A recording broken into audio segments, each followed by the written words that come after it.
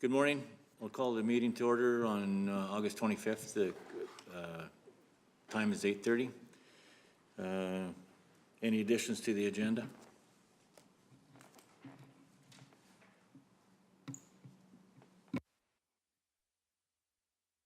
None? Okay. Councillor Cunningham? If there's no additions, I will move to adopt the agenda as presented. Any discussion on that? All in favor? Carried. Approval of the minutes. Any errors or omissions?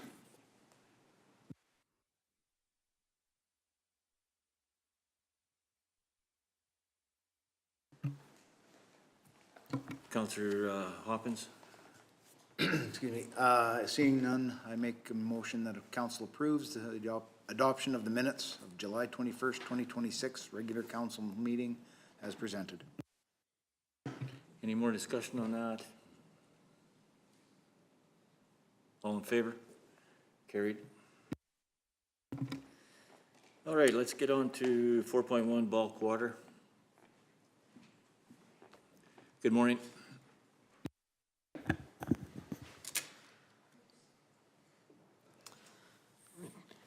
Good morning, Reeve, members of council. This morning I bring an RFD to you in regards to a bulk water account, some disputed charges. A little bit of background, a ratepayer who uses our county bulk water stations has disputed charges applied to their bulk water account.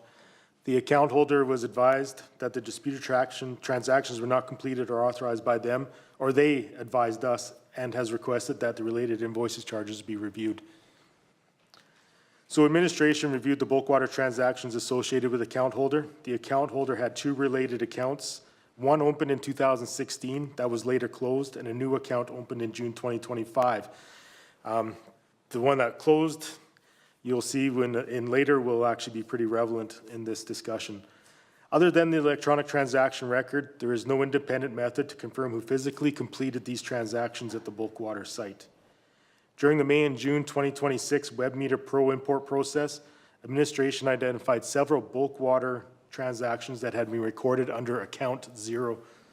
The import process generated warnings that these identified transaction dates, water volumes, and associated account information.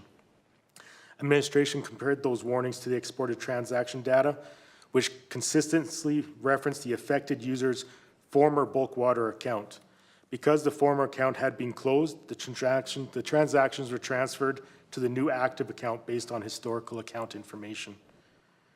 In May, administration contacted Digital Planet, the consultant supporting the bulk water station software, to determine why transactions were being recorded under account 0. Initial information indicated that this type of transaction could occur when accounts were manually added or passwords were changed while still remaining associated with a correct account in the database. Following a reoccurrence of the issue during the June import, administration contacted Digital Planet again, and a more detailed investigation was completed. Digital Planet was able to replicate the issue at the bulk water station and confirmed that it was caused by the touchscreen interface of the HMI screen. If a specific sequence of touches is completed, either inadvertently or intentionally, the account number can be cleared, resulting in the transaction being recorded under account 0.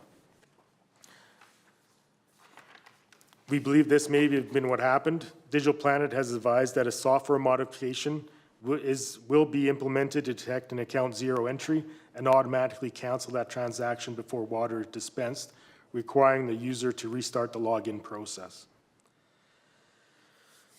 Administration was unable to determine the original user ID or password used to access the bulk water station before the account number was cleared and the transaction registered as account 0. The reason the affected user's former account was linked to account 0 still remains unknown.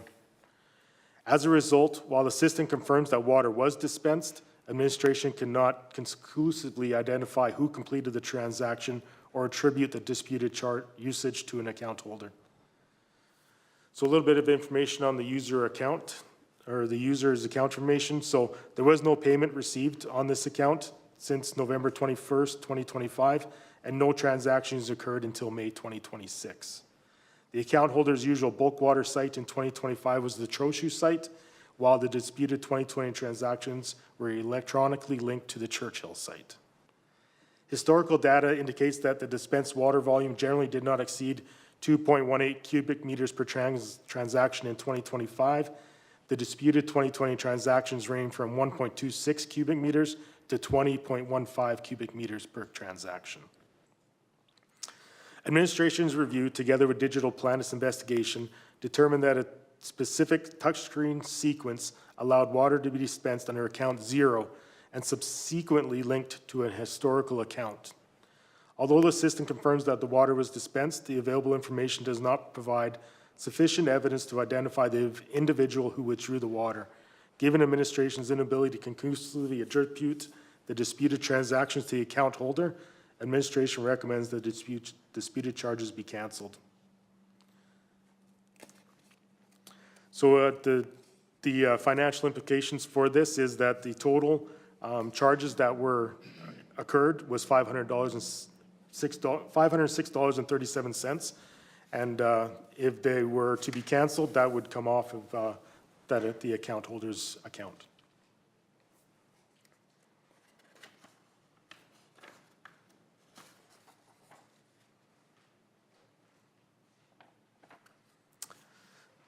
If there's any questions on that, or? Seems funny that it's quite a distance between the two locations, right?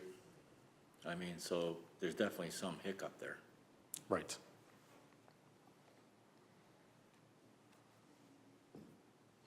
Councillor Hopkins?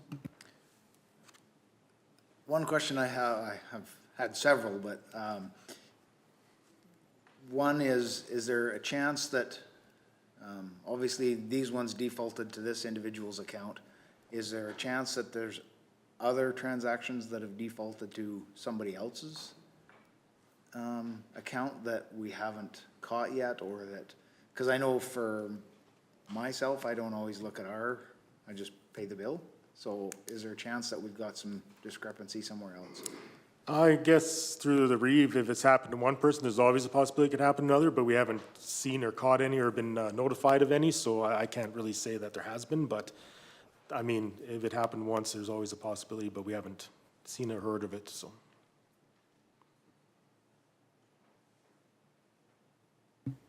Councillor Olson? So how much history, how many old accounts are stored in this software, and why? And this person had both a historic account and a new account. So if he, what's the reasoning for that? And if he had an old account, why can't it just be restored if we're keeping them in the history? Right. So through the Reeve, Jenny's here and she might be able to answer a little bit more on that, but I know that a few years back we changed from a manual type reading system to a cloud software reading. Excuse me. And when we did that, we had to change a lot of accounts over. So that might be where there's some old accounts that were changed off into a new account, but maybe Jen can specify a little bit more on that. Good morning, Council. Thank you. I have only been working with the bulk water system for about 2.5 months now.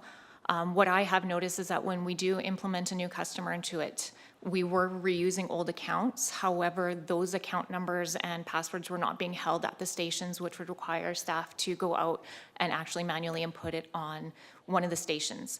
So going forward, we decided that we were just going to use brand new numbers. So we haven't been reusing any old numbers for the last 2 months.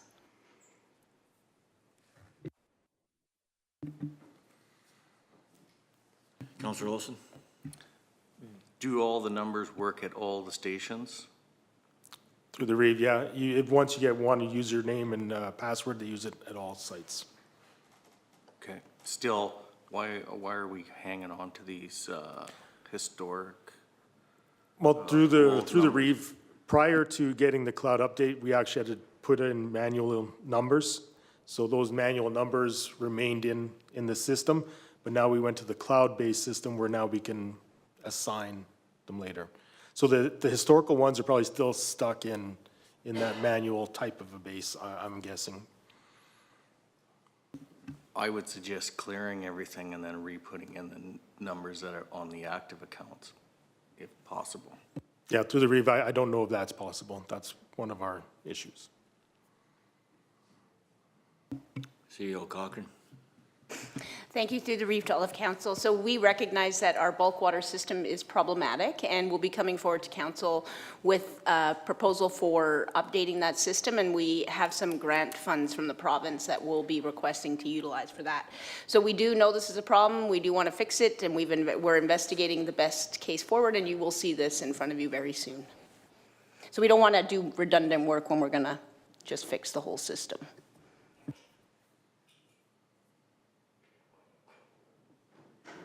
Councillor Cunningham. So CEO Cochran, you kind of answered my question, but I was wondering that, like, I know where the business that I own, we have automated systems and they're great when they work, and when they don't, they're not so great. So things happen. But I just wondered, and I think you've answered it, but I was thinking, is Digital Planet something we want to go forward with? Is that a company we want to continue with? Or is there something new? Is there better software? Or what are we thinking going forward? And that's probably what's going to come to us soon. Yes, through the Reef to all of council. It will come to you with a full proposal, but it will be going to RFP, likely to have that system built, depending on how much we deem it for. But we will be looking at the best company. We've looked at a number of different companies for different fobs or automatic billing, and still you can pay at the pump. So we'll be bringing all of those options forward so you can decide. Councillor Hopkins. One other question. Is it possible, and I haven't investigated myself, that when I go to the bulk fill and withdraw water, that my account gets an email notification that states Hopkins Farms withdrew water at this time at this location? Is that set up now? Can that be? Yeah, so Is through that the an Reeve, option? that isn't set up now, but that would probably be something we'd be looking at when we look at improvements and upgrades to the system. More of that safeguarding of accounts and that sort of thing. So definitely would be something that we would definitely look into. Councillor Hopkins. You good? Yeah, I'm gonna make a motion that council directs administration to cancel the disputed bulk water transactions totaling $506.37 for May and July 2026 from the affected bulk water account. And June.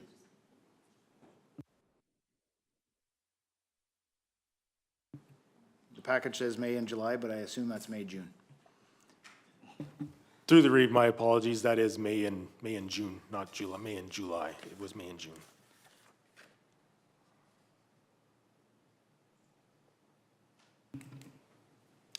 Any other discussion? Councillor Hopkins. I assume with the outcome of this vote, we'll notify the account holder as to what has happened here today? Right, through the Reeve, we'll notify them that it's been, Perfect, thank you. depending on the outcome, yeah.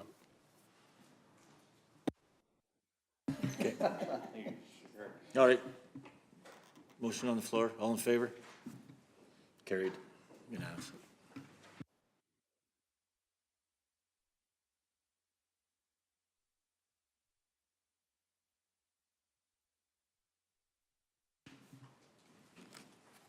Yeah, let's carry on to the Hamlet curbside garbage collection. Thank you, Reeve. So this morning, again, the second RFD is for the Hamlet curbside garbage collection. Kneehill County currently provides curbside collection in the hamlets of Huxley, Sunny Slope, Swalwell, Torrington, and Wimborne through a contracted service. Hamlet garbage is collected weekly. Residents may place up to 3 bags of household waste for collection. Furniture, tires, hazardous waste, and other non-household waste is not accepted through this service. The current contractor collects waste bags by hand from the ground or from garbage bins or cans placed at the front of the residence and transports this material to the Kneehill County Transfer Station south of the town of Three Hills, also known as the Three Hills Transfer Site.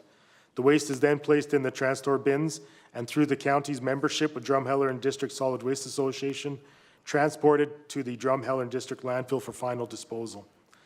Hamlet waste is not taken to the Kneehill County residential landfill because this landfill is class 3 and cannot accept organic household waste.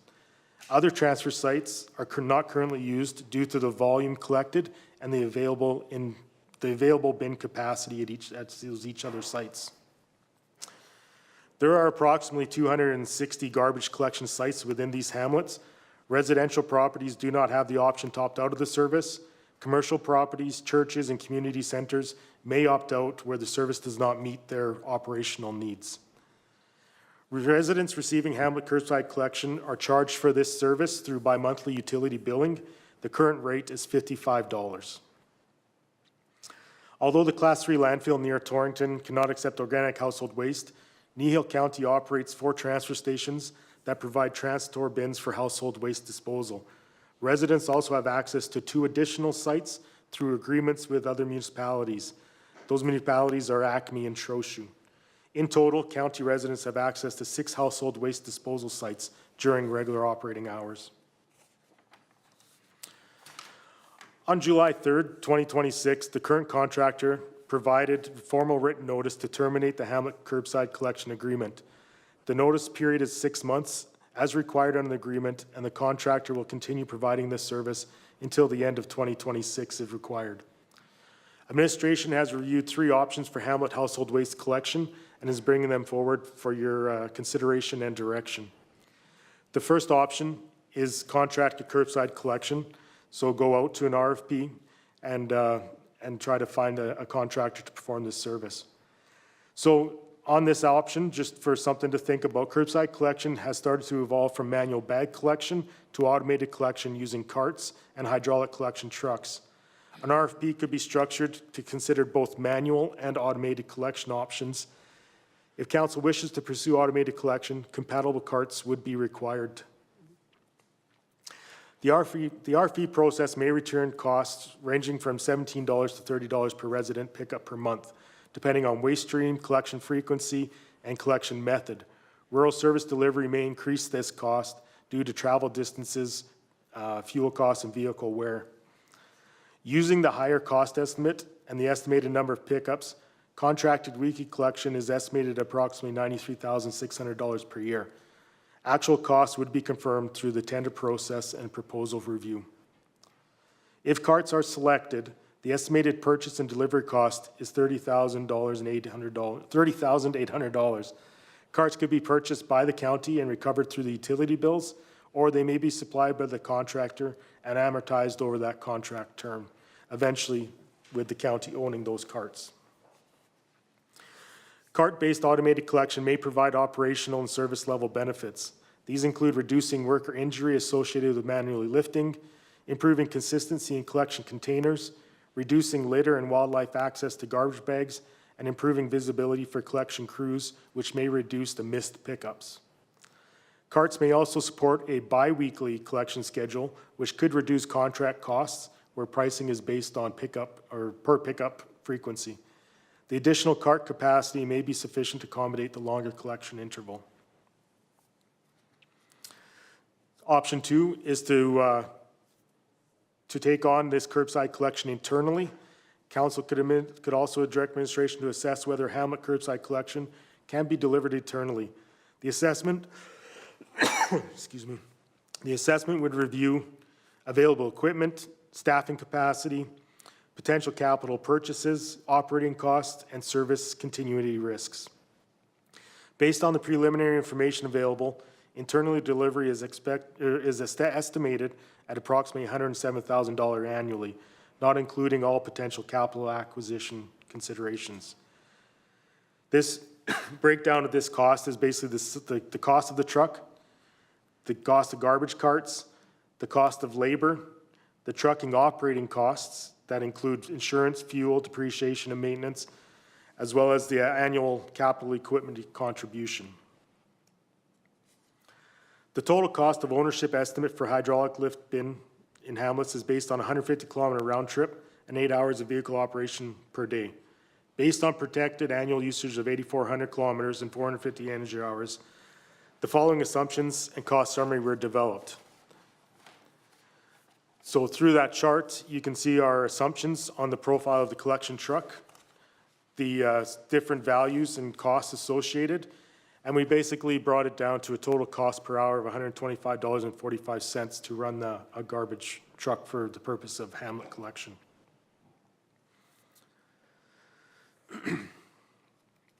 Although the annual use of the truck would be relatively low, similar to the county snow plow fleet, it would still operate in demanding rural Alberta environments. These conditions can increase the maintenance requirements or spend specialized components, including the hydraulics, moving parts, and compaction body. While the truck may have a 10 to 15 physical service life, it should be managed as a higher risk fleet asset because the county would only have one unit of this type and no direct backup. A shorter planned life cycle closer to 10 years would reduce the risk of prolonged downtime and help maintain reliable, consistent service levels. A third option that we've brought to council for discussion is to terminate curbside garbage collection within the hamlets. County residents currently have access to 6 transfer sites, 4 operated by Kneehill County and 2 operated through agreements with neighboring municipalities. Rural residents are the primary users of these household waste disposal bins. If council chooses to discontinue Hamlet curbside collection, Hamlet residents would be directed to dispose of household waste at available transfer sites. Administration would monitor transfer site usage, operating hours, and bin capacity, and would bring any recommended service level adjustments back to council for their direction. Some financial and staffing implications. The current waste collection contract is funded within the solid waste operating budget. The county would continue to be required membership within the Drumheller and District Solid Waste Association, and this annual requisition is included within the current solid waste operating budget as well. If automated cart collection is selected, the initial cart purchase is estimated to be $30,800, including the freight and delivery of these carts. The cart purchase would be funded from the Hamlet Infrastructure Reserve and could be, like I said, recouped through different methods. Internal collection would require a dedicated staffing and equipment capacity. Manual collection would require at least 1 employee, preferably 2, for 1 day per week. Automated collection using carts and a side-loaded hydraulic truck may require 1 employee on a bi-weekly schedule, subject to further analysis. An RFP would confirm current market pricing for this service. Weekly and bi-weekly collection schedules would also have different cost implications and will be evaluated through the procurement process. So our recommended motion is that council direct us to proceed with an RFP for Hamlet curbside garbage collection in Huxley, Swalwell, Sunny Slope, Torrington, Wimborne, with service to begin January 1st, 2027, and to be provided bi-weekly using garbage collection carts, and further that the purchase and delivery of these carts be funded from the Hamlet Infrastructure Reserve, and that the service rate be adjusted through the master rates bylaw to reflect the cost of this program.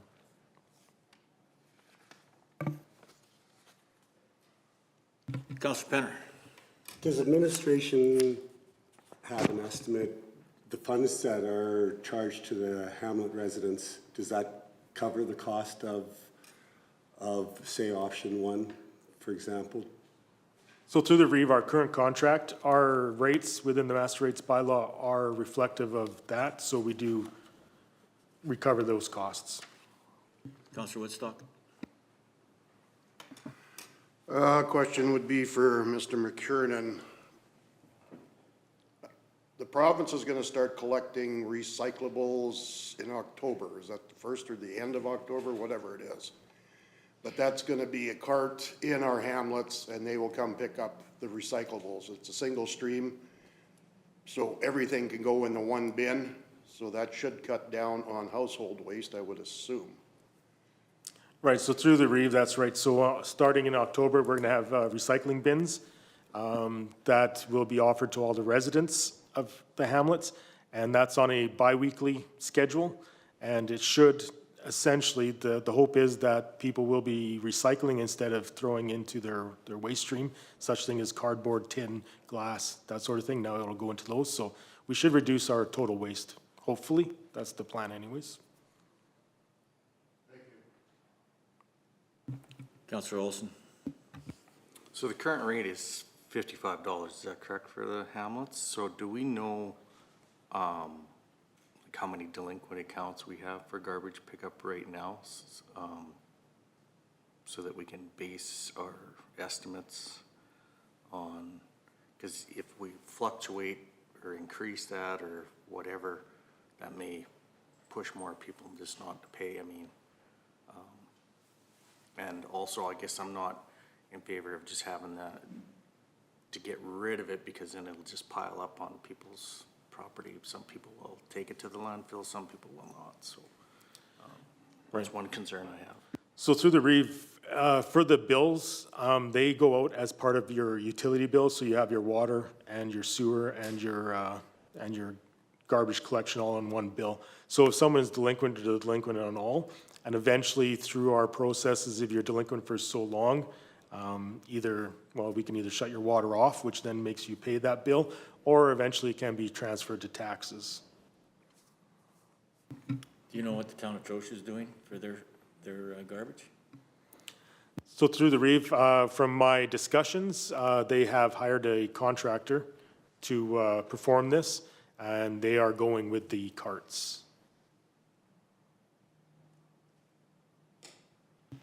Councillor Hoppins?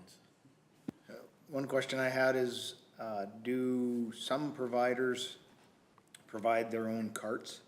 Or do most municipalities buy their own bins and look after it themselves? Or does providers, I'm just wondering, if a provider provided bins and we spend $30,000 on bins as well, is that an oversight that we don't need to pay out, is what I'm asking? Through the REIV, that'd be something we'd probably get through the RFP process, but the people that I've spoken to, it's the municipality that supplies the bins. And the reason that they do that is, let's say you have a contract for 3-4 years, then you're not going through that whole situation again, but you can continue using the same carts, but with a different vendor type thing. And the carts are basically assigned to a residence, right? So there's barcodes on them that when you scan it, it'll say this is for 207 First Avenue kind of thing, right? So they are linked to the municipality and to the resident.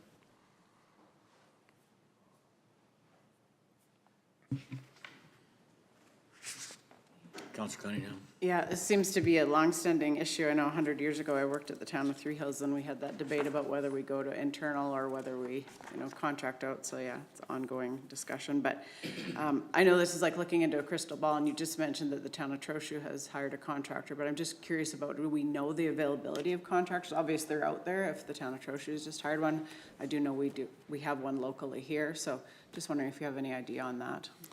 Yeah, so through the REIV, historically, we haven't had much luck in these RFP processes, but I think with the emergence of this EPR, it's actually brought more contractors into the rural areas.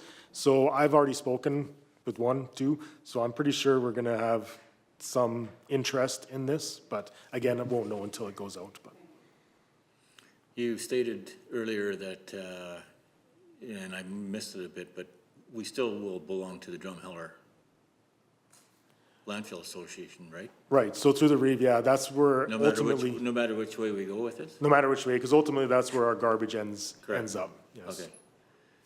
I'm really not in favor of getting more cost to our ratepayers. I mean, but I'm definitely not in favor of doing this internally. I mean, I can just see that turning into, it doesn't matter. But we can't allow these guys to haul their garbage either to these transfer sites, or we will have a bigger problem. It'll be dumping on the side of the roads like they do in Red Deer County. And it is atrocious. So I think, my opinion is that we look at contracting this out.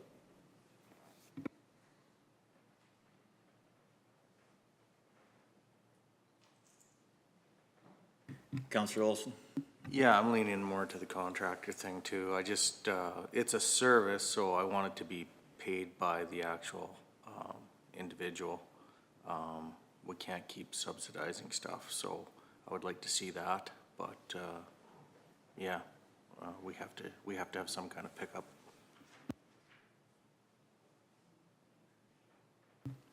Yeah. Councillor Cunningham?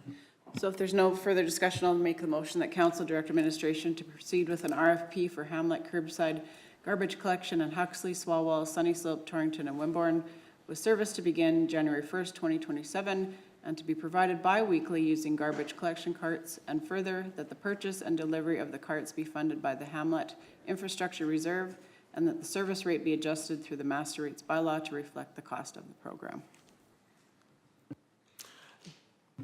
Just to let you know, it's going bi-weekly, that will be 1 week recycling material picked up, 1 week garbage. So it'll be like something, every week there'll be a pickup of something. So just so that's why we mean by bi-weekly, we'll offset it with the recycling. Discussion, you okay with that, Councilor Olson? So then if these are scanned and whatever else, so if somebody doesn't have recycling for that week, does that mean they're not getting charged? Or is everybody still gets charged, whether they have garbage or recycling? Yeah, it's through the REEV. They're separate. You don't get charged for recycling because that's a provincially run program, but this garbage collection, they would because that's municipally run, and we'll, when we get the numbers and stuff, we'll probably come back in the master rates bylaw with a new charge to be put on the utility bills. Good. Any other discussion? Motion's on the floor. All in favor? Carried. Thank you. Thank you. Let's take a break here. We have an appointment at 9. Do we?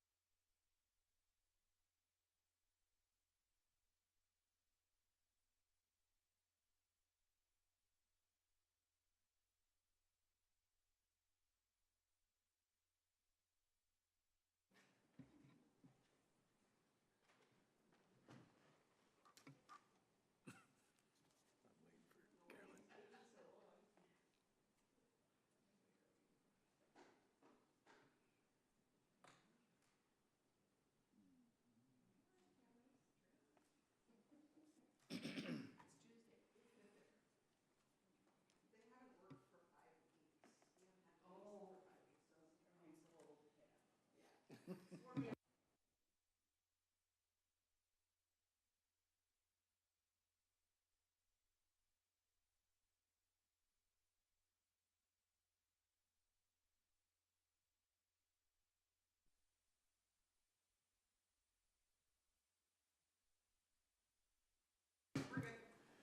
we're back from a break, 9:09. We'll continue on with 3.1, Trochu and District Senior Citizens Association. Welcome. We'll start off with introductions, and we'll start with my far right. Morning, Jerry Whitstock, thanks for coming.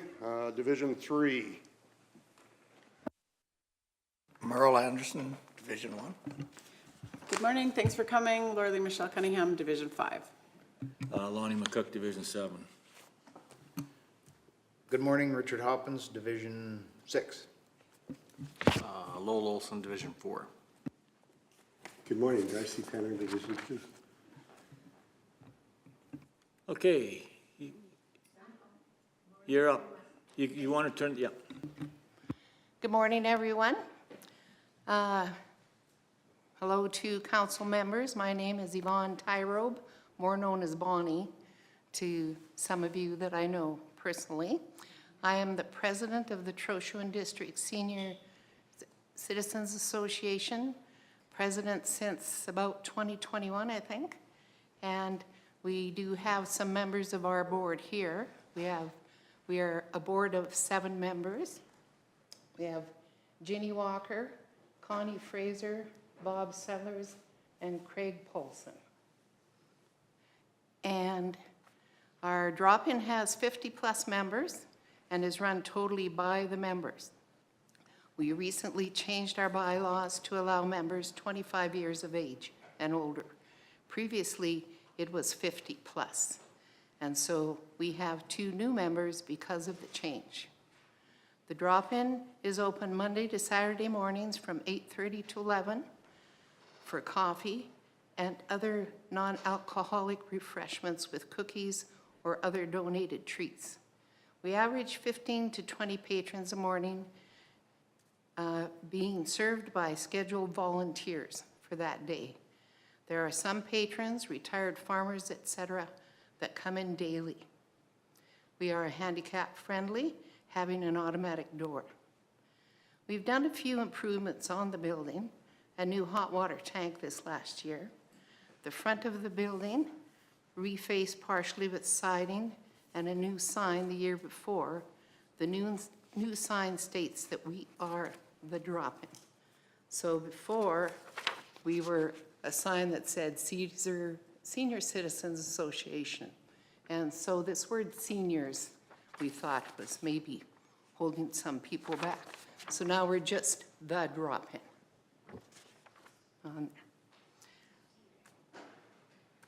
It does not point out the fact that we are a seniors drop-in, as we are open to all ages. This frontage was partially financed by the town of Trochu through a grant. When you enter the drop-in, there are 2 long tables, one for men and the other was for the ladies.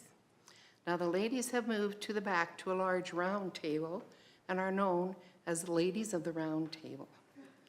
The ladies complained the men were too loud. The men complained the women were too loud. So they figured out amongst themselves that that would be the solution. Of course, each gender is welcome at either tables. We have regular monthly events, afternoon bingo on the 1st and 3rd Tuesdays of the month, and an evening bingo the 3rd Wednesday. We use the old-fashioned slide cards and limit the players to 3 cards only to make space for everyone. We charge $4 for the snacks and the drinks. Monday, Wednesday, and Friday afternoons, we are open for card games. There's one group that comes faithfully. Bridge is played on Monday evenings, and some come from Three Hills and Torrington to play. Cakes and squares are donated by members for these bingo games.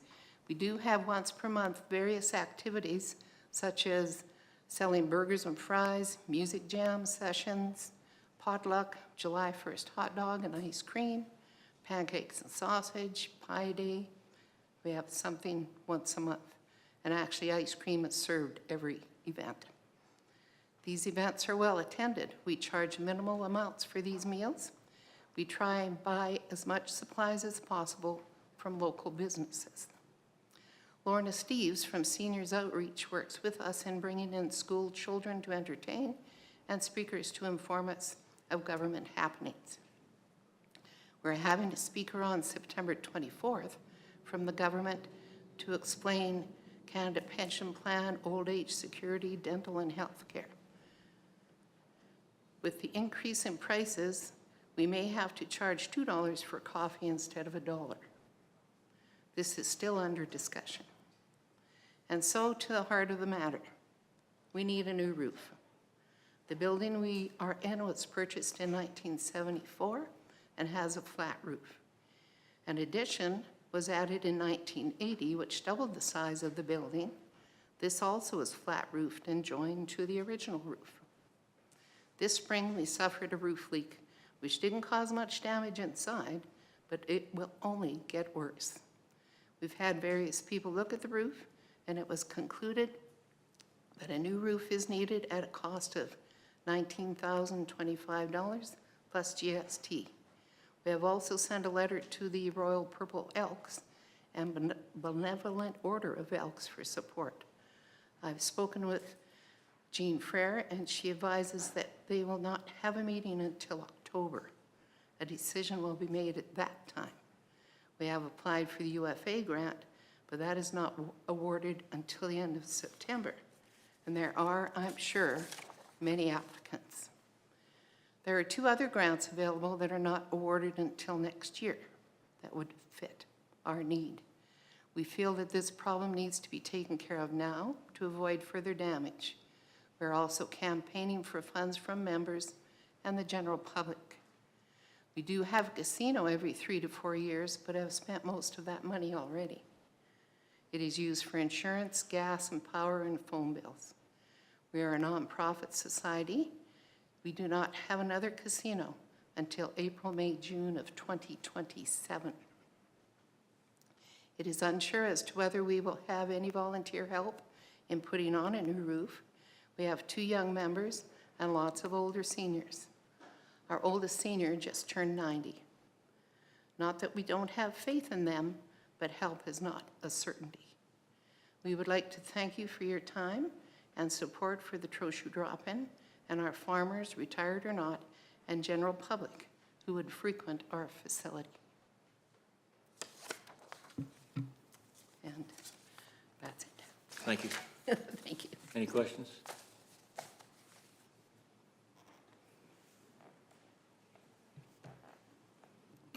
Councillor Hopkins? I'll go first. Okay. Thank you for your presentation. No problem. There's a few items in there that I didn't know about, so that's good to know. There's always good information, so thanks for presenting that. You're welcome. And we'll make a decision later on in our agenda, 8.1. So yes, thanks for coming in, and thanks, everybody.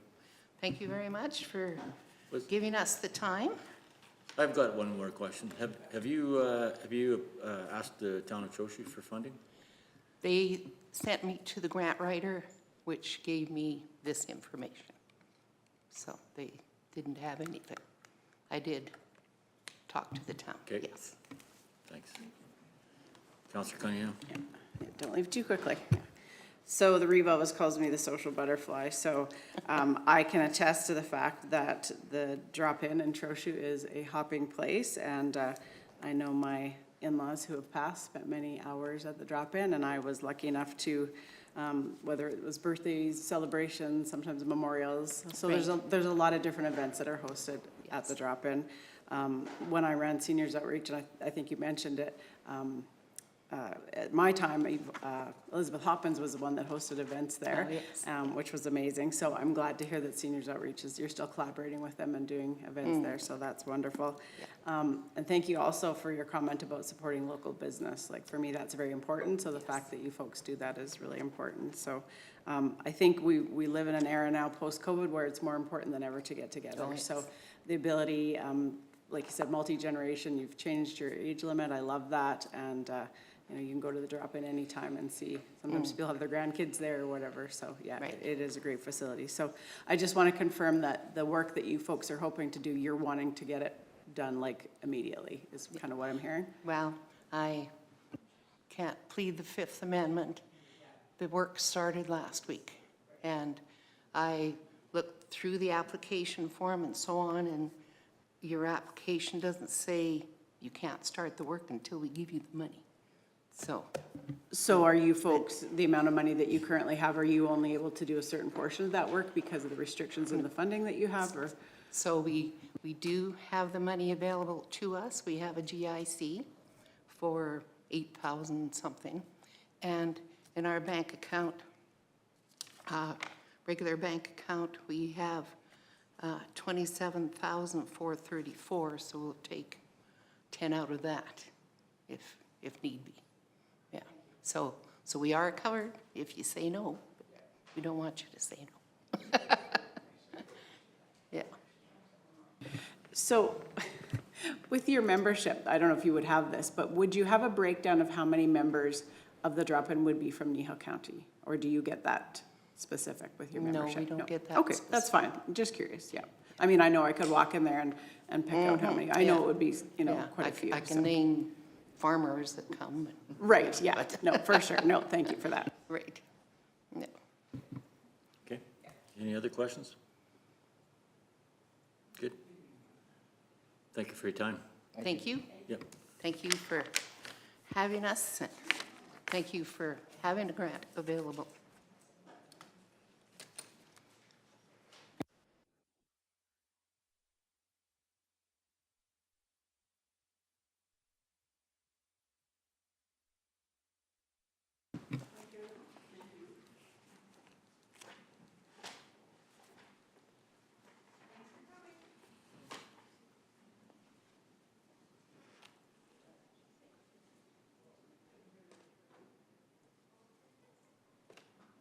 Okay, let's move on to 5.1, Bylaw 134.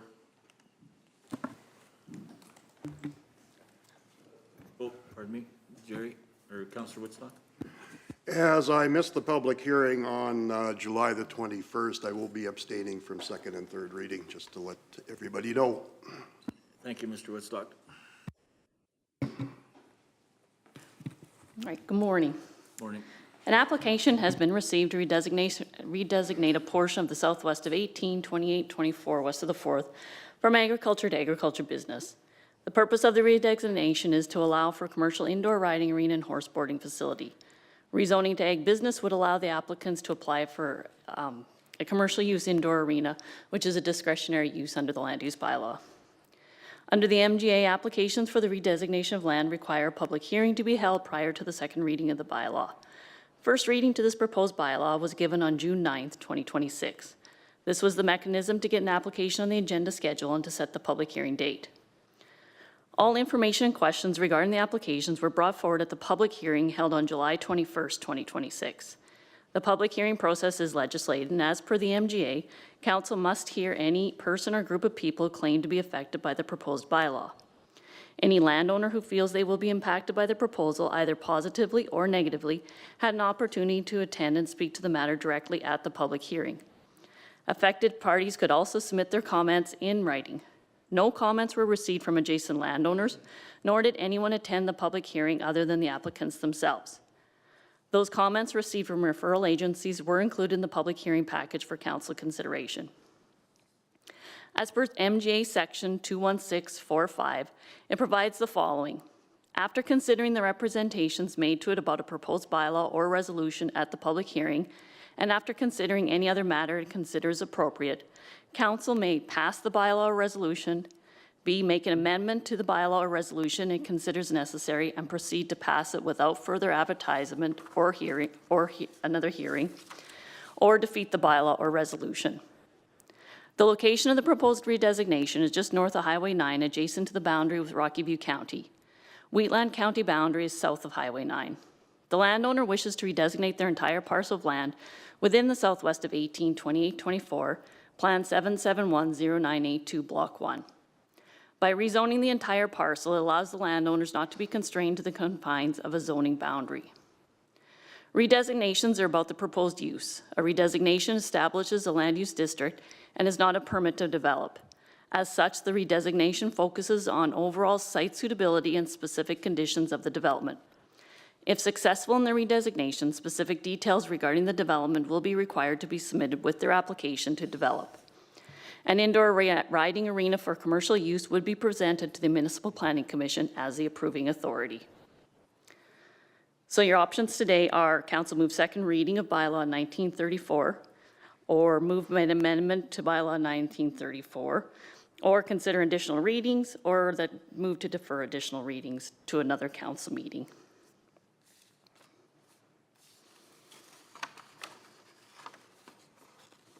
Thank you. Wishes?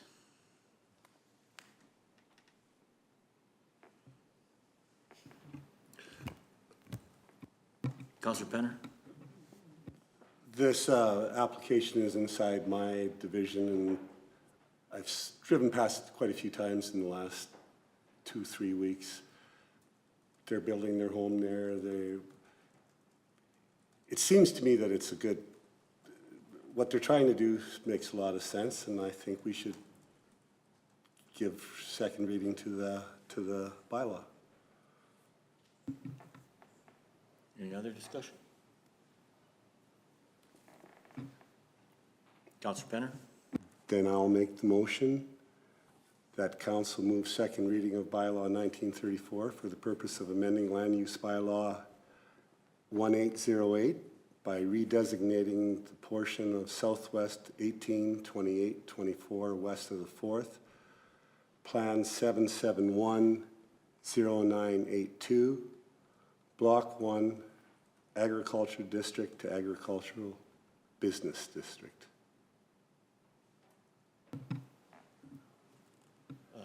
And would I make the second part of that about the second or third reading as well, or is that a separate motion? I think it's a separate motion. I Okay. prefer it, to- or it should be. It has to be, Yeah. Yep. Okay. Councillor Cunningham, discussion? Yeah, I just wanted to follow up on what Councillor Penner said. I appreciated not only the applicant coming in, but also coming in with her daughter as well. And, you know, I think we're trying to keep younger people in Kneehill County, and I think this is just an excellent way to encourage them to have a business locally. And, yeah, appreciated them being here and the information they provided. If there's no more discussion, motions on the floor? All in favor?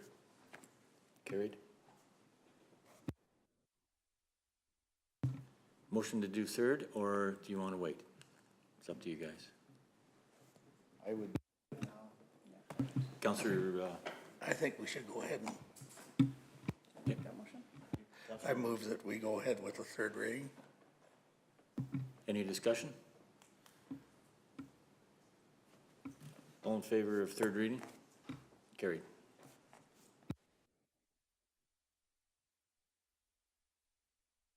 Thank you. Thanks. Thank you.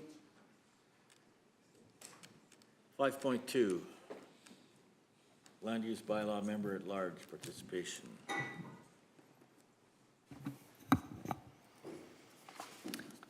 Good morning, Mr. Reeve and members of council. So I'm bringing back to you a discussion that we had held at the Committee of the Whole meeting recently. So you did request us to to schedule a review of the land use bylaw, which is the framework a municipality uses to manage growth and development in a clear, fair, and orderly manner. It regulates development and land use and creates predictable rules for landowners. This document is a living document that should reflect Council's vision and mission and should align with Council's strategic plan, intermunicipal development plans, and the municipal development plan, as well as any applicable legislation. In order to gain more intentional feedback for sections of the land use bylaw, Council has agreed to a working group style format where a maximum of 4 councillors and 2 members at large can participate in the review of specific sections of the land use bylaw. Excuse me. Members at large would be council appointed and must be landowners in Kneehill County. Members will receive a per diem compensation based on current policy. Landowners can submit their interest through an online application and designate which session they are interested in participating in. Submissions will need to be received by noon on September 18th, 2026. A proposed application is attached which outlines the time commitment as well as the requirements to participate. I've also included a sign-in sheet in your meeting room back there, so if you haven't indicated to me already, you can certainly sign in there. All applications will be brought back to council for consideration. Administration will bring the applications received to the September 22nd, 2026 council meeting, where council will appoint both the participating council members and the members at large. Once council has selected the members at large for each session, administration will contact the successful candidates and we will begin scheduling sessions. And again, we have included them where one session would be Egg District and Egg Business District. Another session would deal largely with the hamlets and residential, more compact residential. One that would deal with the commercial districts, recreation district, and health and public services, and then one that's more the industrial districts. We do have some other sessions that will be determined yet, and that's where it comes to the specific regulations that we have in the land use bylaw. And administration is open if you want working members to participate in that as well. We can certainly advertise that way. Otherwise, we would leave those sessions strictly for council. Information collected from the working groups will be brought back to all of council for consideration in amending and revising the land use bylaw. Further conversation regarding adding a photo contest where pictures from around Kneehill County are submitted was contemplated. Winning photos will be utilized in the land use bylaw. The top 3 photos will be recognized with a small gift basket of things from local vendors. To encourage participation of our youth, top photos submitted by anyone under the age of 18 will also be considered for separate recognition. Advertising would be done for this also if council is open to this, and photos would be able to be submitted over the next year. Again, this RFD is based on the discussion that you had during the committee of the whole meeting. As council, you can certainly amend what this looks like at any way, shape, or form. But when we do come back to that September meeting, you do need to appoint the parties, and that way everybody can get per diem. So.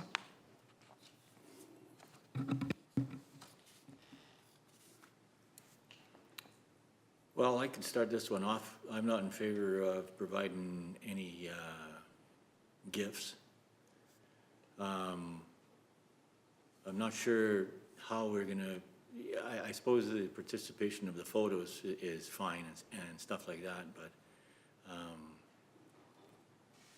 I think when we talk about this stuff, we need to get, we did talk about, correct me if I'm wrong, what were the numbers again per?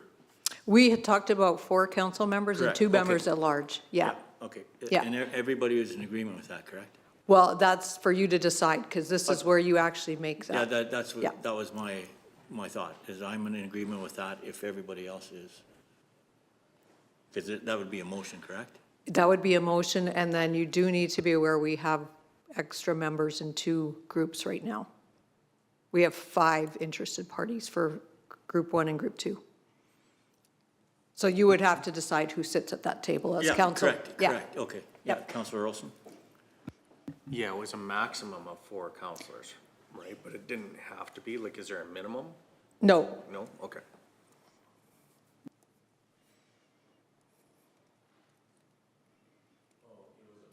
a maximum of 4 is what the discussion was. No, I don't think so. It was open to everybody, because remember, everybody was hassling Darcy because And, you wanted to and be on that's, everyone. yeah, and that's fine. It can be open to whoever. I just Okay, need. but you're Yeah. just saying that's what the. Yeah. Okay. Yeah. Okay. You just need to make that motion, because then you guys get paid for those sessions as well as part of your per diem. So when we come back to that September meeting, I need all the names of who's going to participate so that you can appoint them all. Make sense? Makes sense. Okay. Now it makes sense, but I wasn't sure on that number. Like, I'm pretty sure Yeah, it and wasn't that's- maximum. I think the conversation was, but it's up to you, however you want to do that. Councilor Cunningham? Yeah, so I'm having a brain block too, so I kind of thought there was no max, because I know I deferred to Councilor Penner, because I know, and especially being first year, I would be the same, and actually I think I am the same, because I do love planning, so I think I put myself down for all of them. I don't need to be paid a per diem for everyone that I sit on. It's more interest sake for me. So I guess I just need clarification if we are gonna have a maximum, council on there, or it's just. That's a council decision. For sure, It's totally up exactly. to Okay. you. So I need clarification on that. The other thing I just wanted to confirm, it said that members at large must be landowners in Kneehill County. So we're not requesting that they're landowners and residents. They can not live in Kneehill County, they can live somewhere else. Again, that's a conversation. I think Again, council yeah, has to you, if you want to stipulate, we can add that to the form as well. Yeah.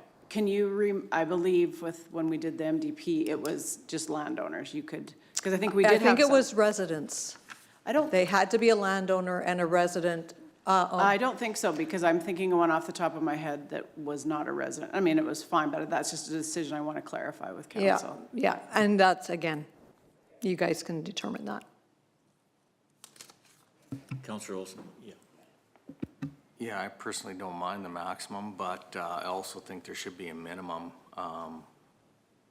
so that there's more counselors on than members at large, but that's just me personally.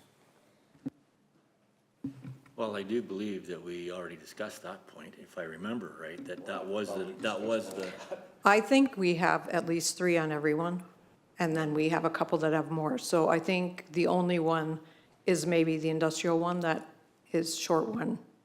But again, if other people want to participate in more of them, we just need to know. but the thing that we were discussing there is, I'm pretty sure Counselor Olson was right, that we wanted to make sure that there was more counselors than, Correct. yeah, And right now you have that. okay, Yeah. okay. Counselor Hopkins, I feel that it should be residents and landowners. And my reasoning behind that is, if somebody owns land in our county, doesn't live here, lives in another province, another country, and wants to come and kind of dictate what should happen in our community, at least they should be living here and having a visual as to what's going on in our community. Makes it a little more personable, and I feel it just is nice to have somebody that lives next door to something that could potentially be brought in. And then my other concern is, I'd like to see on the form if there's a potential conflict of interest. Okay. That I know one person that might come in on one of these and want to dictate or try to dictate what they'd like to see happen nearby, and it would be a definite conflict of interest that could surface. So we need to be aware that if somebody's sitting on one of these sessions, that they may have a conflict of interest, and that should be addressed right away. So Okay, we will amend, and I will add resident as well as landowner to the application form, so they are aware of that. is everybody in agreement with that? I think I am. I do believe that too. You know, there's no sense in somebody who doesn't live here dictating or trying to change something that's they're not involved in. That's right, taxpayers' dollars. Yeah. Counselor Woodstock? Going back to Counselor Hoppins's suggestion, what would you consider a conflict of interest? Would a conflict of interest be somebody who's involved in the oil industry and has the expertise, wouldn't be allowed to be participating in the industrial part, or what is your definition of conflict of interest? basically, if somebody wants to potentially change or dictate what slides into ag business district with them having the potential of building a business that would be right next door to somebody that has a competitive business. And it's my concern that they may be able to, not manipulate, but I don't want somebody to have more control than the neighbor by not sitting on that board. And it's not somebody that, if I'm gonna use Councillor Olson, for example, he's got industrial background, so yes, he can sit on, or may want to sit on that light industrial district or industrial district session. But he's going to be biased, and I don't want to see somebody come in that's not biased and have a set goal in mind that they want to change that will benefit them personally or their business, if that makes sense. I can't explain it without divulging names and details, and I don't think that's. If I can I guess comment. my question then would be, you're asking people to disclose if they're looking to make some sort of an adjustment. I mean, we're looking for participation from the members at large, so I don't know how you could eliminate somebody because they have a dream. I don't know, is it a dream or what it is? Like right now, I don't know what you would define as conflict of interest. I'm kind of concerned that what you're doing is you're eliminating the person who might have expertise in that specific area. And I don't know if that's exactly what we would like to do, is to eliminate people that have expertise in certain areas that they're looking to participate in. I guess,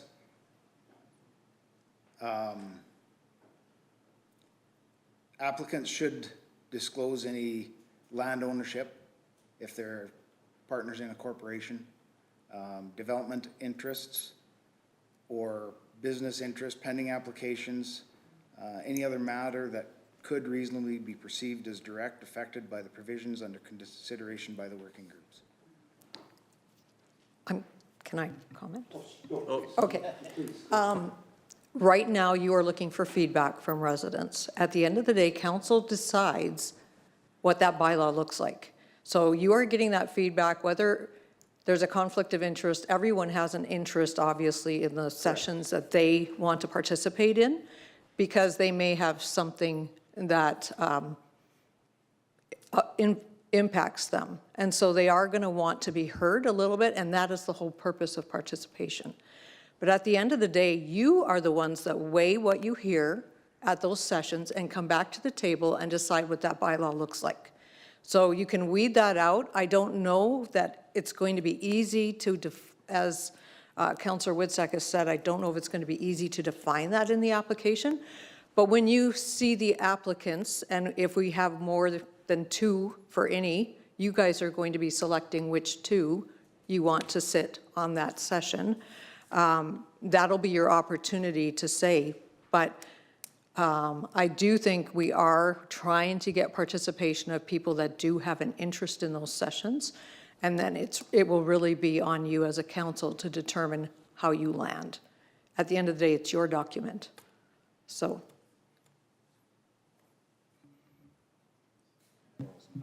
Councillor Olson? Yeah, I think, I understand what Councillor Hoppins is saying. I think with some of the restrictions we've put in there that they have to be a ratepayer, taxpayer, we eliminate some of the, global interest groups and things like that. I think that's part of it. But also, I think with us having more councillors than members at large is another way to, kind of have some kind of control over the meetings. And then also, I do like the fact that it's going to come back here and we can decide what the outcomes are. We can even decide against what the committee decided, correct? And again, sorry. Yeah.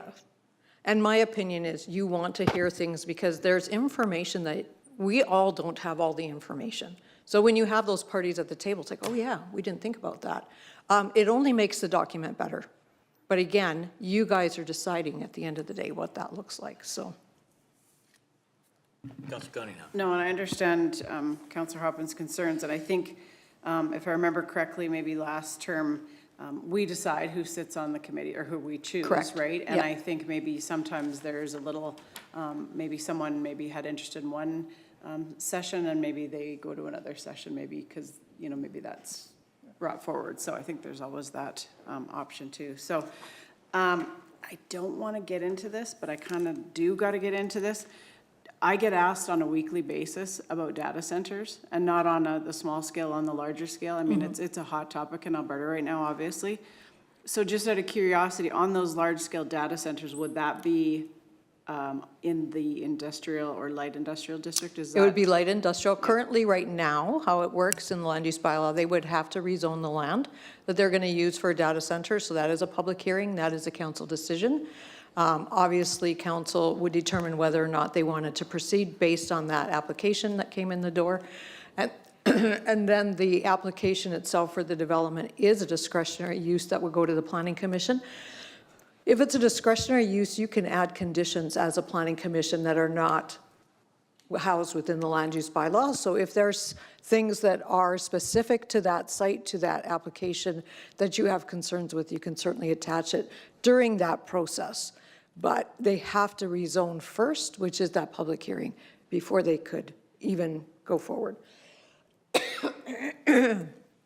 So I promise I won't wade down this too far, and this is a discussion for another day, but, so if that rezoning application is denied, then does the project stop there then? Like the AUC won't consider it if the rezoning hasn't gone through, is that correct? Okay, so data centers are unique beasts because they have multiple jurisdictions.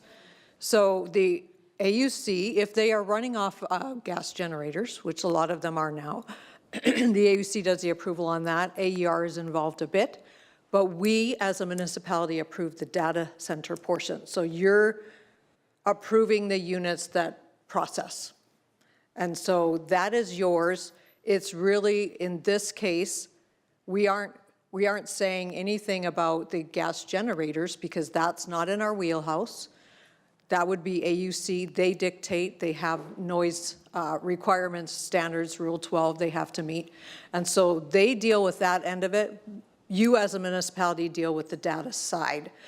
This is a little different. It's not the same as renewable in the fact that if it's approved, you don't have to approve the data center because, or you have to approve the data center. This is different. You don't necessarily have to approve the data center, but you're not touching the generators because that's done through that provincial agency. The other thing to be mindful of is any appeals would go through the Land and Property Right Tribunal because they would have that other jurisdictional approval on it.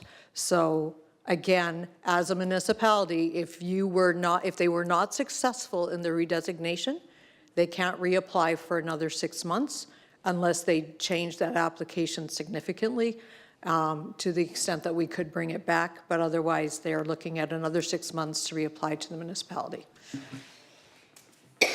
For the same process all over again, the public hearing. I know where Councillor Cunningham's coming from, and I've got the same concerns. Like, I mean, we've seen it in Knowles. I know what's gonna happen.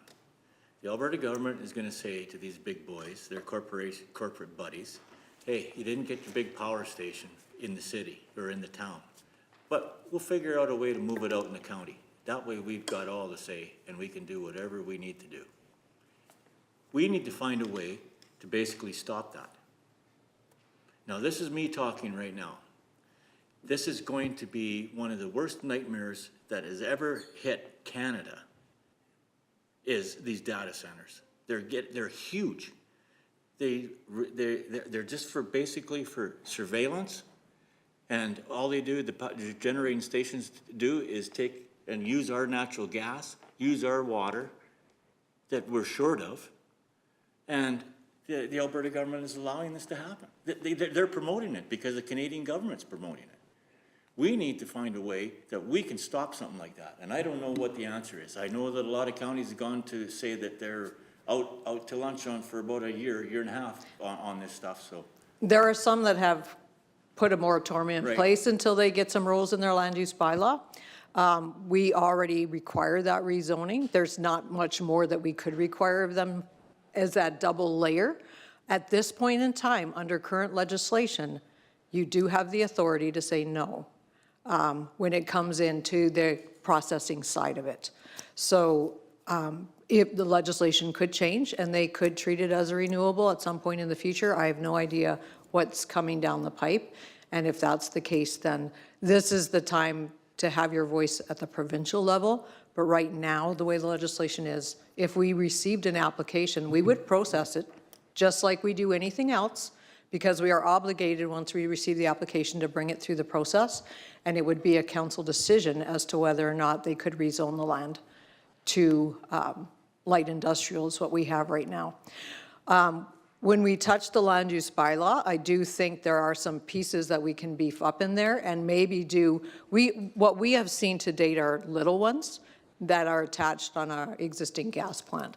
And so we haven't seen anything come in the door that's big, but I think it would warrant having a data center major distinction versus a data center minor, so that there's something where we define the footprint limits between the two of them. And so then at least we know when an application comes in the door which standard they hit, but that's something we can certainly do as we walk through this process. Like I was saying before, though, the problem is the power stations. That's the problem. The Alberta government has all the control on that. Correct. And they build one, that you don't think for 1 minute, if they build one in Kneehill County, they're not gonna come in here and tell us exactly how it's gonna be on the data center? Yeah. That's the part that bothers me the most.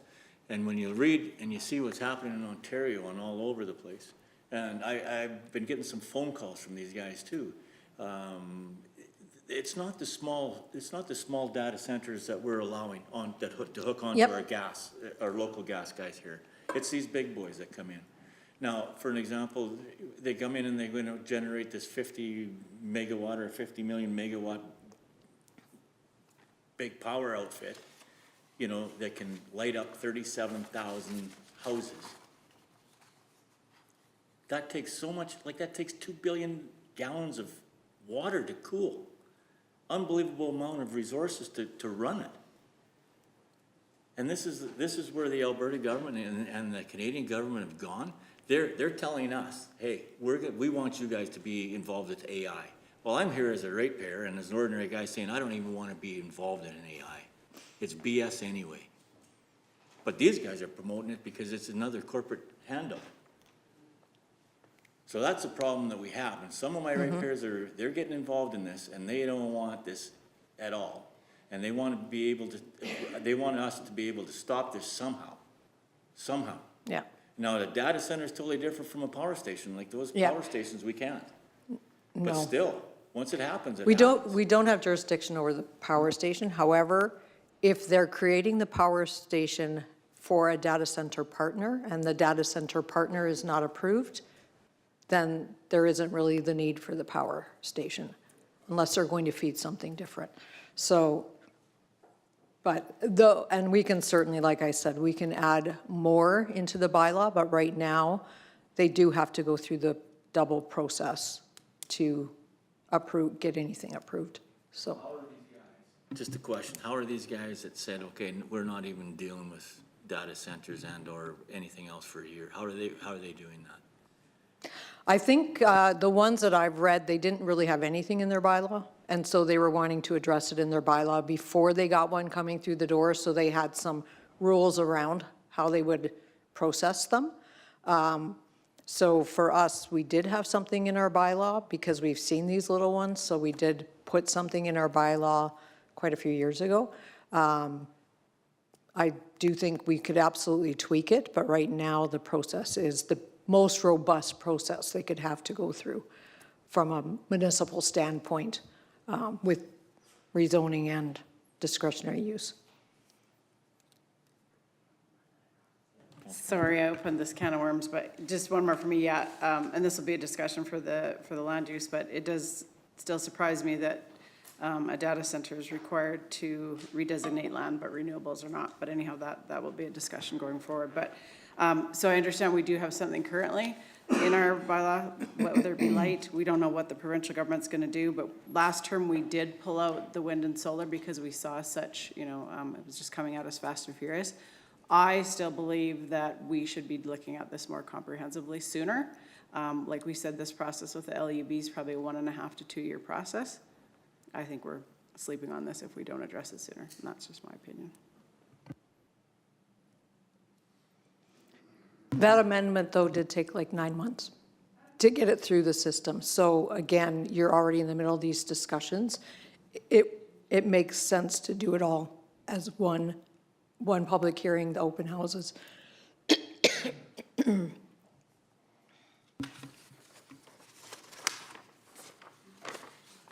Okay.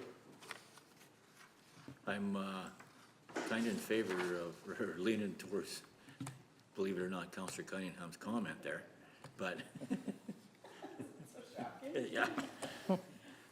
Okay, let's, where are we at? What about? The motions. Oh, Councillor Woodstock. Just a question for you, Ms. Hazelton. Like, we are concerned about data centers because of the amount of land they consume, the amount of gas they will be consuming, and the amount of water they're consuming. Is there a way to negate the water issue by saying refrigeration is going to be the cooling for these data centers? And then that eliminates the water situation? It could be something that you add to your land use bylaw. So then again, we can get more into that. We just want to make sure that we do our homework and we aren't just throwing stuff in there for the sake of throwing stuff in there. We do need it to be reasonable and to make sense, because again, at the end of the day, we want to be successful if we get challenged. So we want to be able, from a planning perspective, to do our homework in that regard. But anyway, we're looking for more. Okay, well, thank you, because I'm thinking that if we eliminate the water part of it, then that becomes, well, obviously more power generation, but that does give us a real reason for cooling the plant using water is not going to be available just because of the lack of water in the area. Okay, thank you.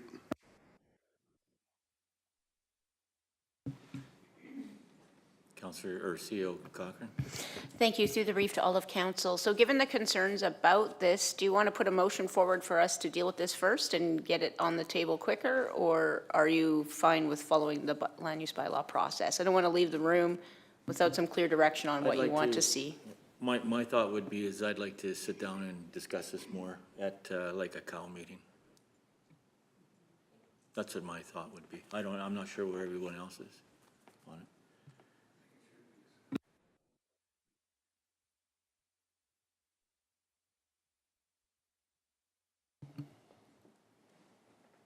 Councillor Hopkins? Are you wanting to discuss the motion before us at a council meeting, or the process? And we're kind of getting off topic here a little bit. Or are you wanting to discuss which sessions come first in this process? I'm wanting to discuss just the general deal on data centers and power sources. Okay. That's it. This continues on. Our land use bylaw continues on. We'll have this. My thought would be is have a discussion about this, see where everybody's coming from, see where your ratepayers are coming from, and what possibilities we have to deal with it in the future, or in the near future, rather than 2 years down the road when we got the land use done. That's my thought. If that makes sense? Two separate entities.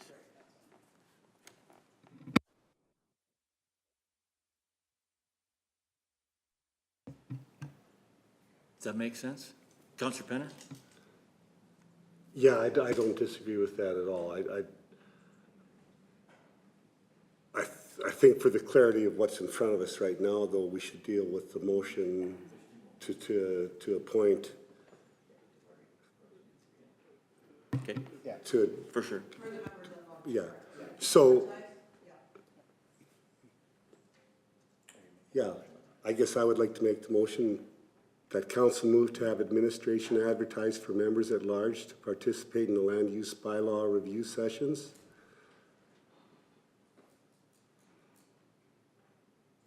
Councillor Cunningham? Sorry, and on that motion, then, do we need clarity that we want them to be landowners as well as residents of Kneehill County? Should that be in that motion? I have amended that on the form, so I will make sure. But do we want that in the motion is what I'm asking? Okay.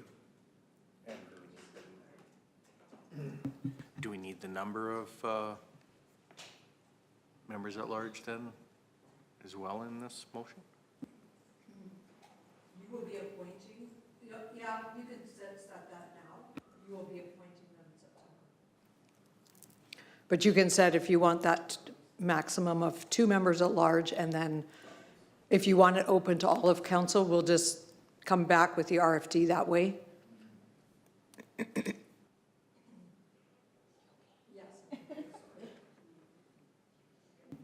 Do you want to include that, two Well, I two think at members? present, that particular item, I believe, comes up at the September 22nd meeting. Like, if we have 50 applicants, then obviously we would have to do some trimming down to get to the right numbers. I don't know that it needs to be part of this motion because we're just actively pursuing applicants. That would be my comment. So then I'll reread the motion as it's amended at this point about residents and landowners. That council move to have administration advertised for members at large who are residents and landowners of Kneehill County to participate in the land use bylaw review sessions. Sorry for this. Residents, tax-paying residents. If I added both in there, would that make more sense? Who are both residents and landowners?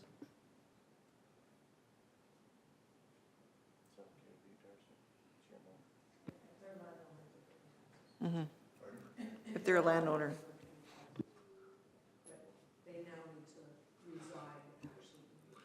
So if we change the wording, who are landowners and residents of Kneehill County? Who are both landowners and residents? Yeah. Okay. Everybody okay with that one? Any discussion on that? All in favor? Carried.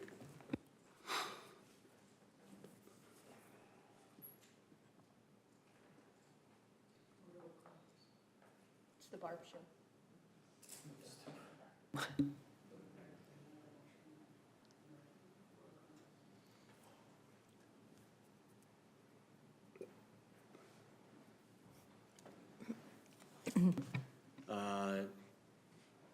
I'm okay with that, but I'm not okay with giving them presents.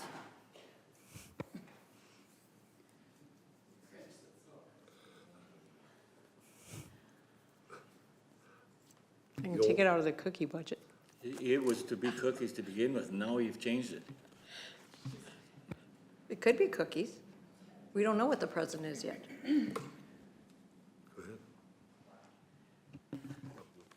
Oh, yeah, here we go. Here we go. Honestly. Oh, sorry. Counselor Cunningham. Okay, yeah, so, no, I love the photo contest idea. I think I passed a couple of photos on to CEO Cochran that one of our farm friends had done. I think it's an opportunity to share why we love Kneehill County, why we live here. I mean, Ms. Hazelton, what are we looking at for a budget of the basket? Like, I'm thinking we're not breaking the bank on it. No. I'm gonna hammer this home every time, shop local, support local, and if we're giving them a basket of local stuff, which promotes our local, I mean, I've got 2 sitting here in front of me right now, I'm all for it, have we got a motion on the table? I don't even know where we're at. It's been a long 5 weeks, okay, so I will make a motion that council approve the photo contest as presented. Do we want to put a budget item in there, or are you just happy trusting Ms. Hazelton? Trust, okay, we'll leave it as is. Any more discussion on that? All in favor? Opposed?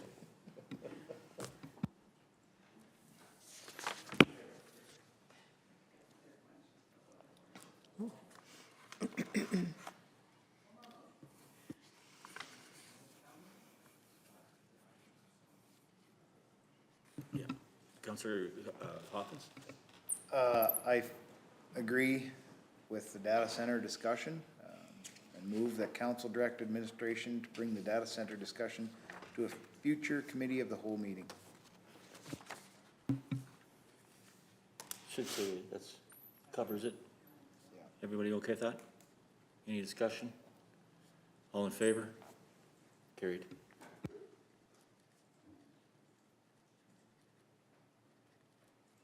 Perfect.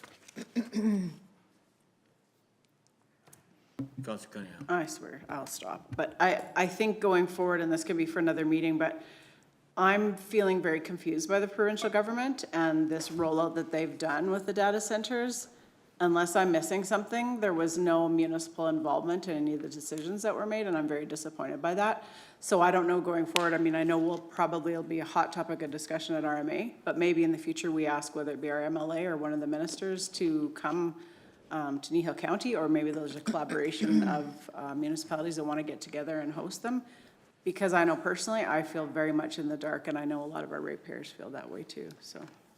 Well, they did start out with open houses. Yes. And the minister now, he doesn't really want to go anywhere because he has to have a bulletproof vest. Because that's right, their meetings turned ugly.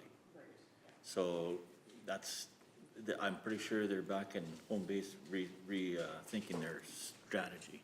I know I am signed up for the online one, so I think they're, like you say, they're pivoting a little bit from the in-person ones, but I will, and I believe CO Cochran mentioned she signed up for that too. So I don't know what kind of information we'll get from that, but I just feel as municipalities, it's one more thing that we are kind of being left out in the dark on, when we are the ones that are boots on the ground dealing with that, so.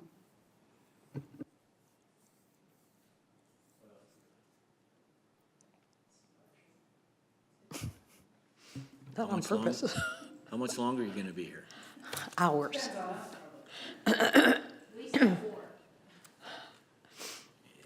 I'll try to read fast. Sorry, I just have a frog for some weird reason, but no, I'm good. It'll be fine.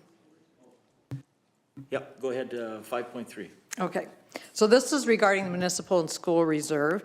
So at the July 21st, 2026 council meeting, council deferred a grant request by Prairie Christian Academy and requested administration to bring back further information regarding municipal and school reserves.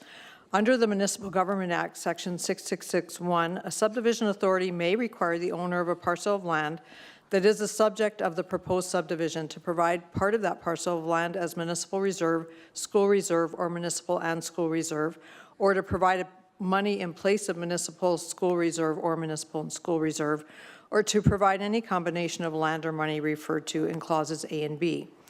This does not apply if one lot is created that's over 40 acres, basically 39.5, or a lot less than 2 acres. And it can't be taken if already there's been a previous environmental reserve or municipal reserve taken. Kneehill County does take cash in lieu for municipal and school reserves. Under the MGA, when reserve land is required to be provided as a condition of subdivision, the subdivision authority must allocate the municipal reserve, school reserve, and municipal and school reserve between the municipality and each school board concerned as joint owners or as separate owners. When money is required to be provided in place of municipal reserve, school reserve, or municipal and school reserve, the subdivision authority must allocate the money between the municipality and each school board concerned, either jointly or separately. In accordance with an agreement made between the municipality and the school boards, or in the absence of an agreement in accordance with the needs of each of them as determined by the subdivision authority. When a payment of money in place of reserve land is a condition of a subdivision's approval, the monies collected must be accounted for separately and can be used only for the purposes associated with that type of reserve. For example, money in place of land for municipal and school reserve can only be allocated to pay for a public park, public recreation area, for school board purposes, or to separate areas of land used for different purposes, school-related in that case. At the time of subdivision, a total of 10% can be taken for these types of reserves. Cash in lieu is based on either a market value appraisal of the land without infrastructure or a value agreed upon between the developer and the subdivision authority. And we typically use the assessed, or we use the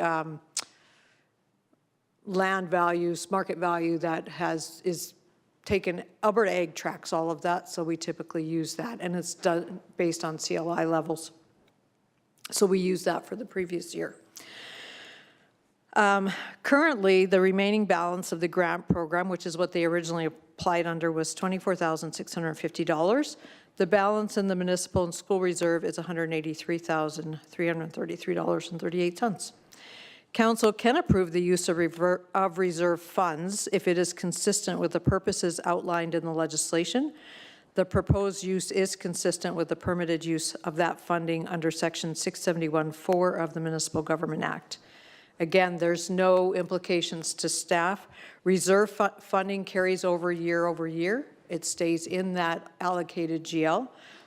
Grant funding is always dependent on council every budget year. You set that amount. So again, that's the information. So my question is, we're talking about whoever the subdivision authority is. Well, that's the town of Three Hills. No, the subdivision authority is you. The municipal planning commission is a subdivision authority, but do we have we are working on agreements. Are they done? Okay. So the legislation required us to put agreements in place with all the school boards for this purpose, to manage the municipal reserves and school reserve funds. So, and there was a deadline. We are currently working on getting those all in place. And then again, this money is allocated for a specific purpose under the Municipal Government Act. Councillor Olson.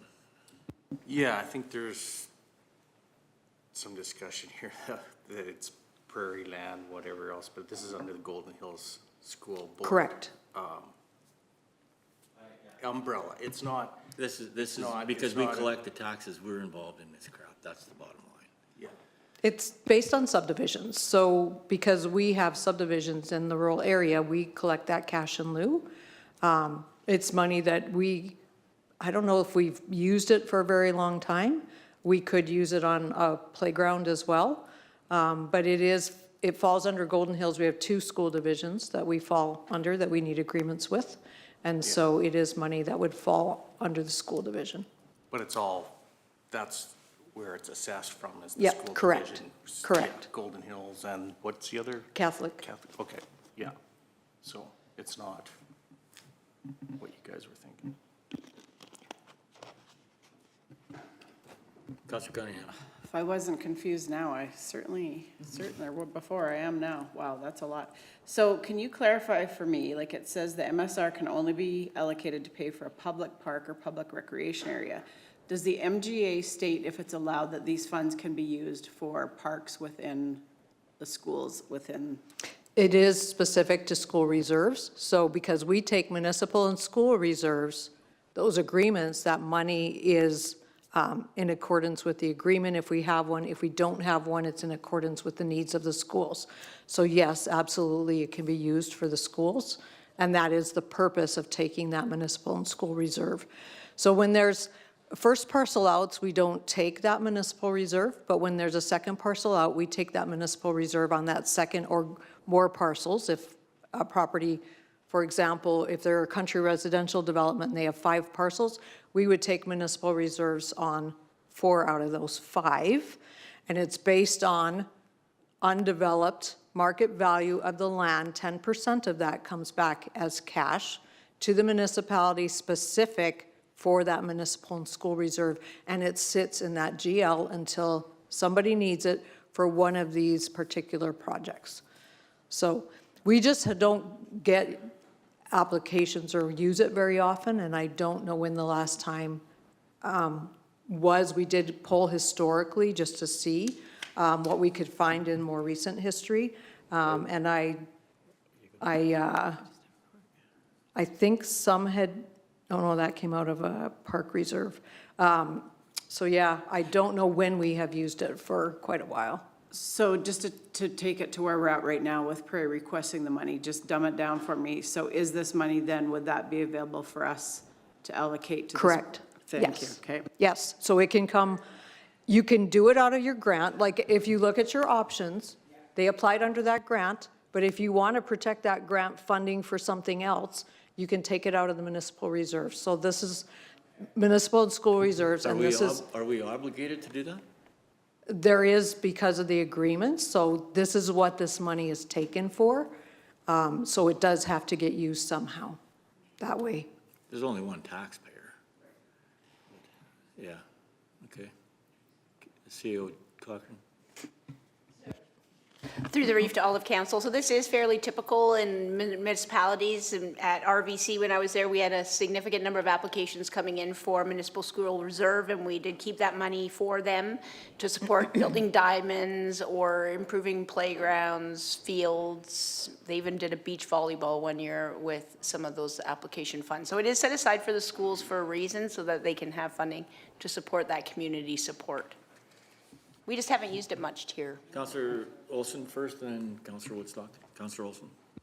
Yeah, I'm, the whole reason I brought this back was because I'm in favor of the project that the school has provided. I just was hoping to preserve, as our dwindling grant money is going down, if we can take money out, which it looks like we can, I'd prefer to do it this way, and because I'm still in favor of the project, but then we still have money for the other applicants that are gonna come forward, so that's. Councillor Woodstock? Thank you, Mr. Chair. As I was not here when this was brought forward at the July 21st meeting, I do believe, what is a gaga pit? This is not something that we gave money for in the past, because I think we gave 25,000 for a playground. So this is separate from that playground, so this is different playgrounds? It's not an expansion, it's like a add-on to that playground. It's a, Oh, yeah, okay, so it's over and above what Yeah. was presented there to start with? exactly. We've already provided $25,000. Yeah. For and the that was- playground at That was Prairie. probably about 4 or 5 years ago? Apparently, it's very well used, but I couldn't tell you what it's like, so. Okay, well, I think I'm a little further involved now. Okay, thank you.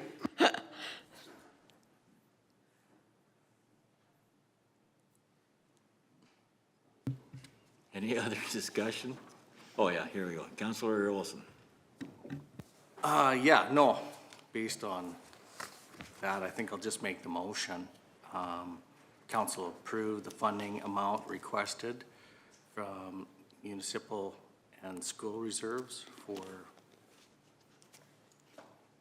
the amount requested by this. It was 7,500, I think. Oh, yeah, sorry. I'll rephrase that. The council moved to approve funding in the amount of $7,500 to the Prairie Christian Academy to assist in the costs associated with the playground updates from municipal and school reserves. Councillor Cunningham. Yeah, and Councillor Woodstock, don't feel bad about that, because I had to ask my grandkids what it was, because I had never heard of it before, so I had to get enlightened by them, so, yeah.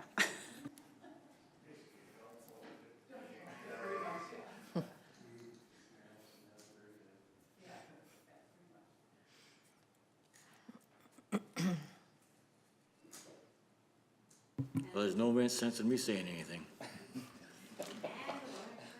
Any other discussion? Any motion on the floor? All in favor? Opposed? Carried.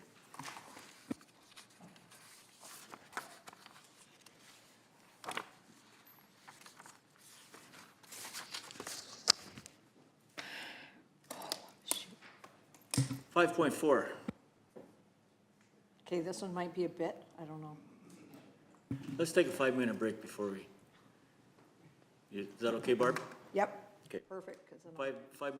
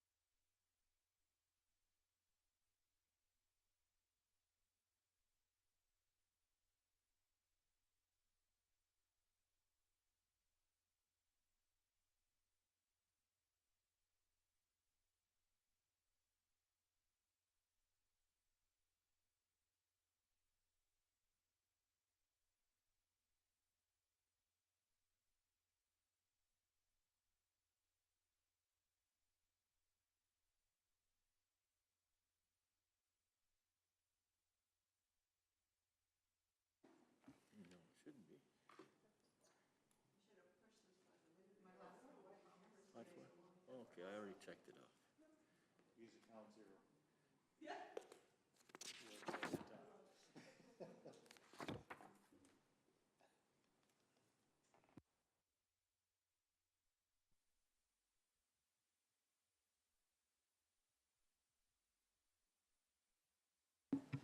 Okay, we're back, 10:31. We'll continue on with 5.4, subdivision recommendations. Okay, thank you. This is council subdivision recommendation to MPC for direct control district. So this is unique and different. This is not something we normally do. What you're going to see from me today is typically what we would present to the Planning Commission for subdivisions with maybe a little bit more information. But because it's a direct control district, we have to come to council first. You make a recommendation to the Municipal Planning Commission with how you want this to proceed. We come back to the Municipal Planning Commission with your recommendation. So we will walk through what's been proposed here in the application, and then I do have a presentation that will explain a lot more with photos following the actual RFD that we have here. So Badlands Recreation Development has applied to subdivide in order to create some boundary adjustments in portions of section 22, 27, 21. And the proposed subdivisions are as follows. Again, most of them will be consolidated. They are not creating more titles than they currently have. They're just moving the quarter lines around, kind of following the topography a little bit, which you will see better on the photos. But basically, they're looking at taking approximately 11 acres from the northeast quarter, which is currently 77.1. It's fragmented by a road. Lands to the east are owned by a different landowner, and then he has the lands to the west. We're looking at approximately 8.08 acres taken from 158 acre northwest of 22. Again, a little bit less because there's a forced road, a couple forced roads that go through. 70.77 acres from 118 acres in the southeast, and then 36.39 and 94.74 acres from 153 acres in the southwest. The applicant currently holds 4 titles for these lands. The subdivision will not create additional titles. There will still be 4. However, the boundaries will change, as we've said.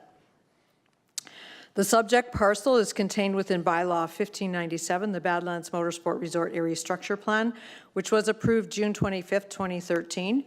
This property has also been redesignated to a direct control district under Bylaw 1657, January 14th, 2014, which was later amended by the Municipal Government Board to Bylaw 1695, which was done May 26, 2015. Under the authority of the Municipal Government Act, Council has designated the approval authority for decisions in direct control districts in the land use bylaw as follows. So the Municipal Planning Commission shall review development proposals within a direct control district and provide comments and recommendations that will be forwarded to council. But subdivision applications again go the other way. In a direct control district, they shall be referred to council for review and recommendation as part of the subdivision authority's decision-making process. So a development goes the opposite. This application is coming to council for their recommendation prior to taking this application to the Municipal Planning Commission. It should be noted that subdivisions that fall within an area structure plan are exempt from the required notification. This reduces the decision time limit for these applications to 21 days from the date an application is deemed complete, and that falls under, that deadline is in the matters related to subdivision and development regulations. The site details for this application: the area structure plan is comprised of 425 acres, all within Kneehill County. The remnant lands will be in wheatland, which we will see when we go through the images, but the area structure plan itself all falls within Kneehill County. The proposed site contains 4 well sites. One is Torsen Energy Site, and the other is a Lynx Energy Site with 3 active wells. The subject parcel is located adjacent to and is accessed via Range Road 21-2, which is a forced road through the northeast and southeast quarters. It provides the east boundary to the area structure plan. Another forced road fragments the northeast quarter to provide access to lands to the west. The south portion of this section is fragmented by the Canadian National Rail, which is also the boundary line between Kneehill County and Wheatland County. It was abandoned in 2014. The areas for the proposed subdivision are all on the Kneehill County side. The remnants for the southeast and southwest quarters will be in Wheatland County. Subdivisions 1, 2, 4, and 5, as per the tentative plan, again, when we show the images, you will understand better, are to be consolidated into one parcel for the lower tract area, and area A, B, and subdivision 3 are to be consolidated into one parcel for development in the upper tract. Again, this will be shown. There will be 2 titles created with these subdivisions, and again, it remains at 4. The land suitability ranking notes the crop portion of the land to be 100% a 3, and the river valley to be 100% a 10. CLI notes the land to be a 3 and a 6, with topography as a limiting factor in the river valley. Badlands Motorsport Resort is also proposing to protect approximately 148.59 acres with an environmental reserve easement, which will be caveated to the titles at the time of registration. With an environmental reserve easement, the land stays with the landowner. It requires the land to be kept in its natural state, and it runs with the land, but it also may be enforced by the municipality. It may only be removed if the entire plan is canceled. So once one of these goes in place, it stays there. The Rosebud River runs through the southern portion of this property, and the majority of the river valley has been included in the environmental reserve easement. Surrounding lands are primarily agricultural cropland and coulee. A portion of this land is located within an environmentally significant area with a ranking of 2. This land is also located within a historically significant area ranked 5 for potential paleontological and archaeological reasons. Langlet Ranch, historically located north of the Rosebud River in the southeast of 22, and Rosebud Creek School, which was located east of the Range Road, on lands currently owned by the adjacent landowner, are historical sites that have been set aside by the province. So again, the applicant has already completed their required historical resource impact assessment, so they have their conditions and recommendations from the province if they touch any of those areas. The applicant has completed the following reports. Copies of those are in your portal for your review and information at any point. They have completed the environmental impact assessment, the historical resource impact assessment, paleontological impact assessment, biophysical impact assessment, a traffic impact assessment, a noise impact assessment, and a geotechnical report. The applicant has received his Alberta Environment and Parks Water Act approval for the following activities: to place fill in 2 wetlands and to modify 3 wetlands, and to construct, operate, and carry out maintenance of a stormwater management plan. The applicant has paid the compensatory wetland mitigation fee as required by Alberta Environment and Parks. This approval was appealed by adjacent landowners January 20th, 2020 to the Environmental Appeal Board. This hearing closed on September 8th, 2023. The minister issued a decision varying the approval on April 8th, 2024 as follows. So what the minister added, the approval holder is required to submit a wetland monitoring program proposal for wetlands 1, 4, and 5. And before disturbing wetland 2, the approval holder must provide an avoidance report to the director for his review and approval, documenting the reasons why wetland 2 cannot be avoided. Adjacent landowners then requested a judicial review of this decision by the Court of King's Bench. This decision was issued on February 13th, 2026. The Court of King's Bench has noted that the Environmental Appeal Board excluded information that should have been considered, so they have quashed the Environmental Appeal Board decision and have sent it back to them to rehear. I have not found any evidence that this hearing has been rescheduled yet, so we'll still be waiting to see when that happens. This subdivision is consistent with Bylaw 1597, the Area Structure Plan, and the Direct Control District. In considering this application, it is deemed that the subdivision as proposed complies with the Municipal Government Act and the Land Use Bylaw 1808. During this process, consideration has been given to topography, soil characteristics, access, the use of adjacent lands, and the availability and adequacy of water supply, sewage disposal, solid waste disposal, and stormwater management, all of which would be much larger pieces that would accompany any development permits coming. So again, we've added some conditions. I'd like to go through the photos, if you guys are good with that, prior to going through the conditions, because I will be adding a couple conditions based on Wheatland County. Again, oh, can you swap the screen here? Sorry.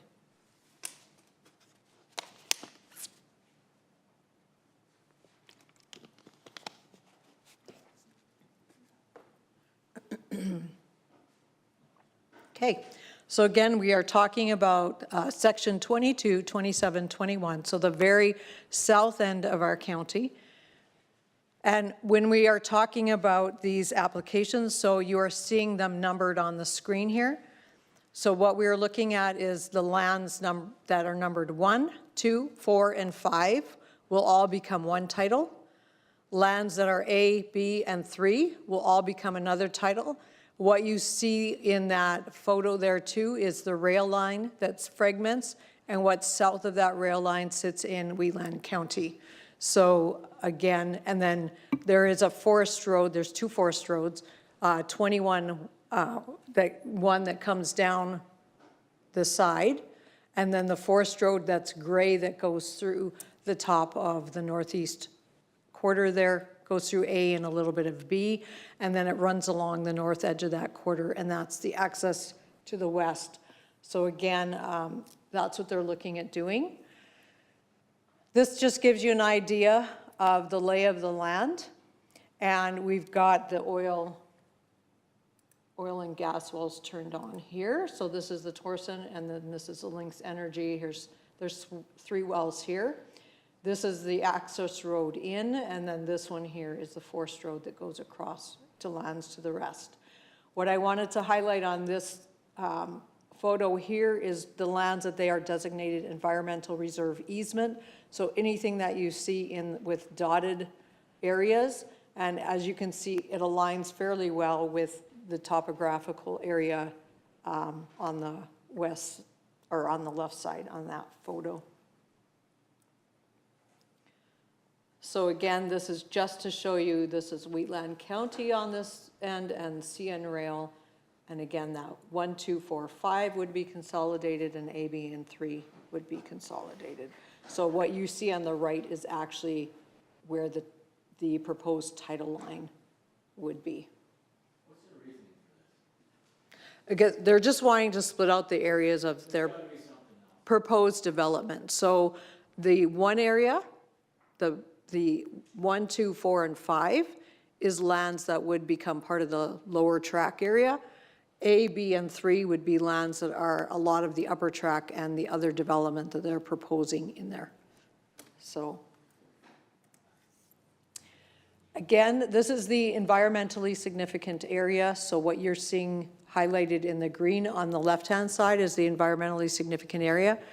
And then the historical significant areas on the right. Sorry. Just a quick question. Sure. Councillor Olson? Yeah, just in regards to that little band that follows the river there in section B, if you can go back to the last previous. So yeah, so between is that a body of water, the blue? The blue is the Rosebud River, yep. Yep. And this Okay, is so the B CN looks like it continues down between 2 and that creek.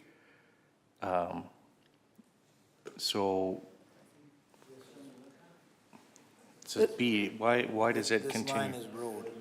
Oh, okay, but still there's a small bit there that. Gotcha. That is part of the property that they own in Wheatland. You're talking about this one right here? This little piece? Oh, sorry. I'm guessing, but. I have the pen, not the laser pointer. This piece right here, sorry. Is this No, what you're I'm talking talking about? about, so B, A and B are separated by that This is a creek? forest road. Okay, yeah. Yeah, But that still is a there. municipal road. Okay. But it still looks like there's a little portion of land, or is that just road allowance that's included in that little band? This is, No, down by 2. Oh, yeah, But this- down by 2. Yeah, so there's a narrow bit that isn't road. Is that just road Yeah, allowance? and Like, I just it wondered could be why the- they, it just could wondered be a- why they have that narrow. it could be a pipeline that runs along that area too, because they do have a couple. in there. I think I have one Okay. turned on. Maybe, we'll see. So again, environmentally significant on the left, historically, I'll move my pointer, that's annoying. This just gives you the land suitability ranking on the left. So we have a 3 and a 5 in the River Valley. And then our CLI ranking is a 3 and a 6. Basically, you'll see the difference on that one. And then this is the north half of the property. We just wanted to give you a closer up image because it's a larger portion of land. So this is the north half of the property. And again, he owns to the road here. So the very first picture that you'll see that I took was taken right here. So you can see all of this would be environmental reserve easement. So it would be protected lands, but you will see kind of the lay of the land in my photos. And then the south half of the property, basically, here's the rail that runs through here. The river runs through here. And then, again, you'll see it better in the images. And then this is just a full shot on the Kneehill side to give you an idea. So when you drive down in, this is what I'm talking about. So I'm right here when I take this photo. So everything that you see on this side is their land, and that's what would become part of that environmental reserve easement. And then I'm down here, and this is in the oil lease road. We're coming in, and I'm just looking south at these are the Lynx wells that are in there. So I'm just looking south at those wells. So I'm looking straight west. I'm sitting on that lease road right here. And I'm just looking straight west down to, there's quite a lot of flat land in here. And then here I'm looking southwest from the lease road. So I'm in the same place, just different directions a little bit.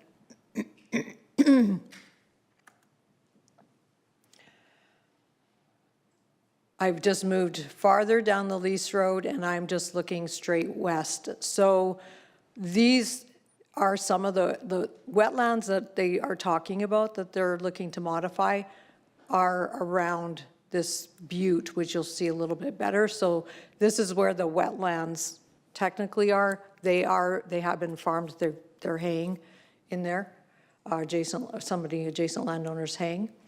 And then this is looking northwest from that leased area. So this on the top here, this will be part of what they're proposing to build, part of that track. And then some of the build will be, and this is what you're looking at across that top brink there. Okay, I've just come in a little bit further and I'm looking north. On the left picture, I'm at the South Star here, and I've just taken a photo north from here. And then I'm at the North Star and I'm just looking straight west. So now we're at the top there and looking straight west across that plateau there. And again, I've moved farther in, and this is west across the plateau and then looking southwest across the top to the peninsula. So I'm looking across and taking photos across to this peninsula.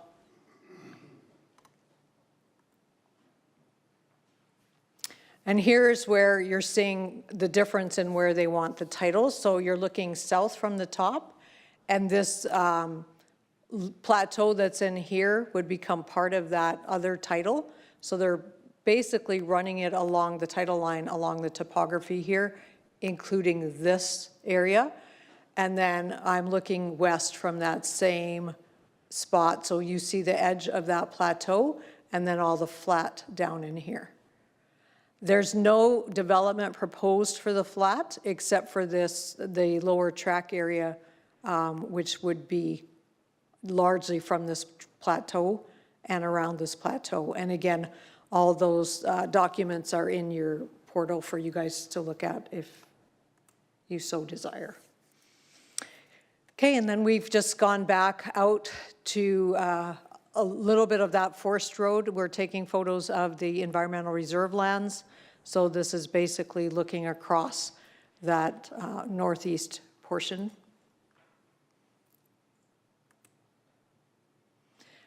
And then this is looking east across the adjacent landowner. So you can see there's quite a difference in the river valley actually. This one is looking west. So this is the subject property. South, what you're seeing is south of the river here. And this is what it looks like if you head east. Responses, we do send it out to adjacent, to agencies and other departments. So these are the responses that we received. TELUS had no concerns with the proposed activities. Fortis, we reviewed the plan and determined that no easement is required. ADCO Distribution and ADCO Transmission wish to confirm we have no objection as we have no pipeline in the proposed area. AHS had no concerns. Kneehill Transportation, no concerns with the boundary adjustment. ADCO Energy right-of-ways will be required for gas mains, and utility right-of-ways have to be registered simultaneously with the legal plan of subdivision, which is typical. We did get a response from Wheatland County, so the remaining land in the southeast quarter will require the submission of an approach application to Wheatland County, and a new gravel approach is to be constructed on Range Road 212 to provide, so I think I said 211 before, but 212 to provide physical access to the parcel per Wheatland County Rural Service Design Standards, Section 2.9, and then the southwest remainder parcel will not have physical access to a developed municipal roadway per Wheatland County Rural Service Design Standards. To resolve the access issue to the southwest parcel, consolidation of the remainder parcel should be considered. The applicant does not have any concerns with that. And again, this is just to give you an idea of what we're talking about. They don't have access now. So this is the piece that they're talking about in Wheatland County that they wish to be consolidated here. And then the applicant would have to create an approach off of here. So these parcels, they have 29 acres here and 54 acres here. So you'd be just over 83 acres on one title south with an approach coming out off of 212 that would have to meet Wheatland County standards. Councillor Cunningham. So back to the responses, was there anything received from adjacent landowners? We don't notify adjacents when it's an area structure plan. No, that the public consultation piece would only come if that goes to MPC, is that correct? Would there... No, because anything that's done through an area structure plan, you no longer, the legislation doesn't require you to notify adjacent landowners because they've cut the approval period down to 21 days. And because they already went through the public engagement through the area structure plan. So when the parameters of their proposal changes, there's still no public consultation required? Now, that's a legislative piece. Does Kneehill County have the ability to do that? No, like we can always notify if we choose, but it's very difficult because it's a 21-day approval period. So, but the act says you are not required to do adjacent landowners. It does exempt them because they've had an opportunity to provide comments through that public hearing. So once the area structure plan is approved, then if the owner does alter it in any way, there's no opportunity? If the area structure plan is altered, that would be another public hearing. Okay. So they would, and we're only talking about subdivision, not development. Right, okay. Development, we would still notify adjacent landowners. Subdivision, we don't need to. So I guess going back to the Reeves question, like I guess I would wonder, and we don't have the landowner here, so we're relying on your expertise, Ms. Hazelton, but there has to be a reason for this.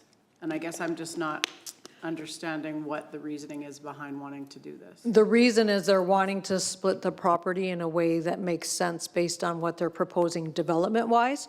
And they're not here. I did make them aware. I couldn't give them a time, but I said they wouldn't be able to speak. And so he's watching online. He will be at MPC, so he will be able to answer questions because then he would have the opportunity to speak at MPC. But they are wanting to pull out, so if we, let me see. Well, let me go back to the first slide here. Give me 2 seconds. And just while you're looking, so when you say, like, for the plan, like, So here's where it shows. So this is where they're proposing the lower track. So this is what they're wanting to do, is to put this activity, this development portion on one title, and the rest of that development portion would be on another title. So that's what they are proposing. so I'm still sitting here going, I'm not understanding his reasoning for that. And if the And scope I of don't the- know that we need to necessarily. It's an application that's come before us, and that's what he has wanted to do, is split out the lower track area to one title and the rest of it on the other title. So has the scope of the project changed? No. No. Well, when I look at it, yes, it has. The scope of the project entailed all that land. I think what he's doing, and I could be wrong, but I mean, he's gonna try to play the role where it's environmental friendly, where he's doing all this other reserve and stuff like that. I think that, to me, I don't understand, there's something else here that I'm not understanding, and I'm not even confident in looking at this right now. Like, there's something going on here. Okay, this is only like the first part of this. So once he gets into more development, there would be more subdivisions coming as part of the area structure plan because of the fact that he's wanting to do some dwellings and a clubhouse and stuff like that. At this point, he's just breaking the two pieces apart for those, the lower track versus the upper track area. But this is only the first. There would be lots of other process to come.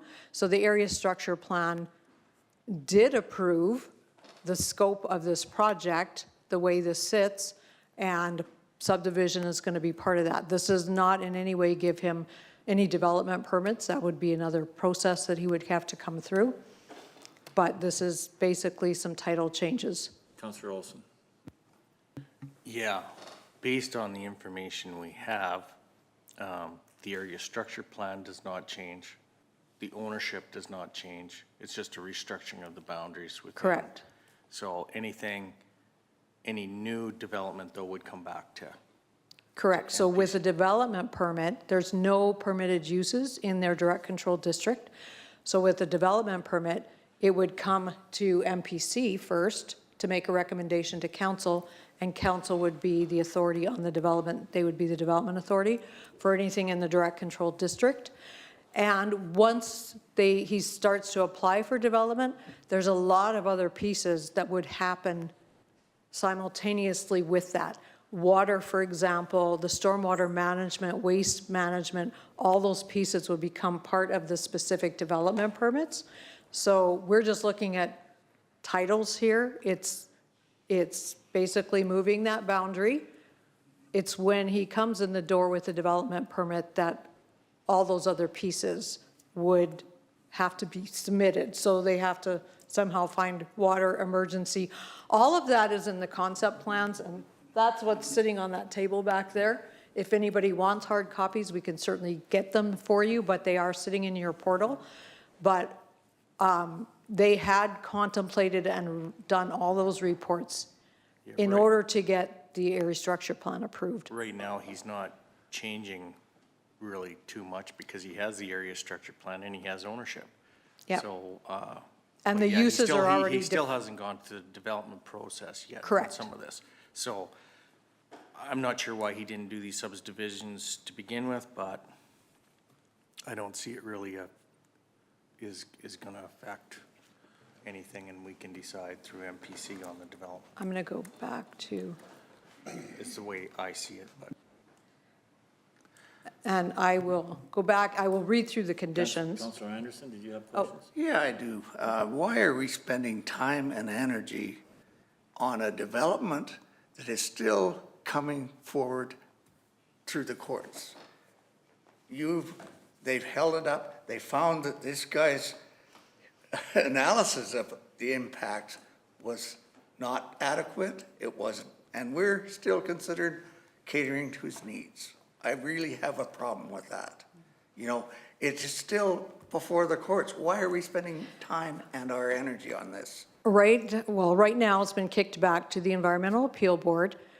The portions that are done municipally have been approved and they have not, they sit there. So we have the statutory plan that sits on the land.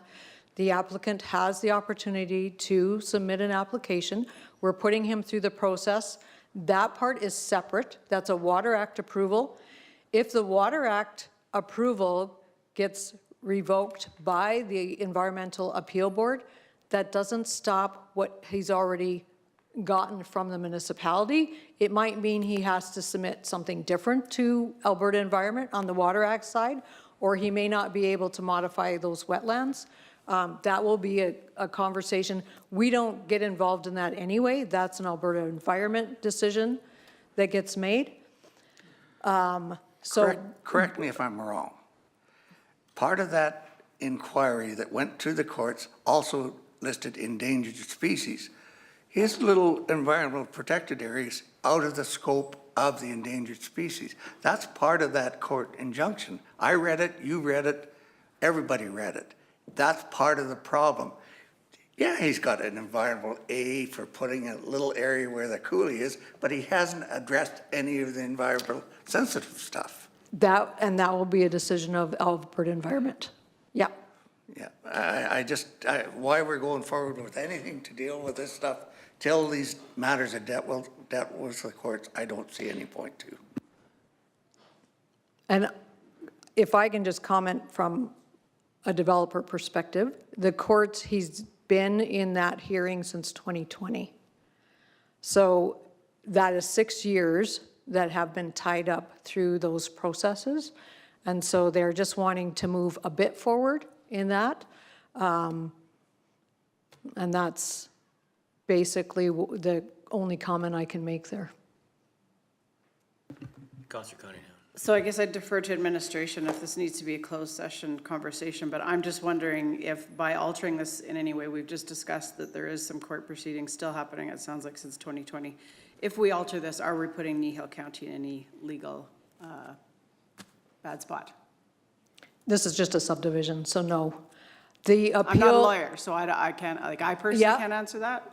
So I want to clarify that, because I don't want to put Kneehill County at any legal risk.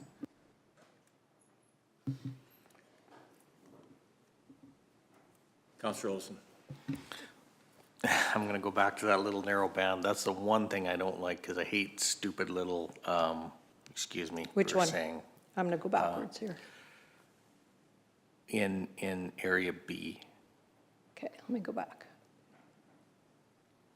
I'd rather have it like, but yeah, that's my, I don't know, I'm not sure why that is there. Is that, has something to do with what Councillor Anderson saying, the environmental thing, or like, it just seems, it just seems weird to me that. The administration has identified that as possibly being. Yeah, I think this might be a pipeline or something that runs along. I'm sorry, I can't read it. Okay. Because there's a pipeline here, you can see as well. Yeah, it just seems like anyways. So it just runs adjacent to the Forest Road. Yeah, so I was wondering if that was just environmentally protected area or, but still, why isn't it part of 2? Like, why doesn't it go straight over to be part of 2? Like, that's. That I can't. I don't understand. If it's a that pipeline, one. I can't answer Something that. seems strange there to me, but. Those are all dealt with too through developments. Like, obviously, you can't build on a pipeline. You would have to adhere to the right of way. Councillor Woodstock. Okay, the way I see it, Badland Motorsports owns this land. Badland Motorsports has subdivisions on this land. Badland Motorsports wants to adjust those subdivision boundaries. He is the legal landowner, he is paying taxes on it, he should be able, just like any one of us, to adjust the boundaries on a subdivision if we want to, or if we choose to. If there's a reason that we can't adjust these boundaries, which I don't see a reason why not, because it's all encompassed within the same development. There is an area structure plan. Everything has been done other than the court case pending. I mean, I don't see stopping this is going to change anything on the court case, other than it's gonna take longer to come back and do the subdivisions later. I think he just wants to get ahead of the curve a little bit. I don't see a reason for us to stop the boundary realignments. What is the reason to stop the boundary realignments? I don't see any, and legally, I don't know. Have you got an answer for it? No, Sorry, it's a title, it just moves the boundary line.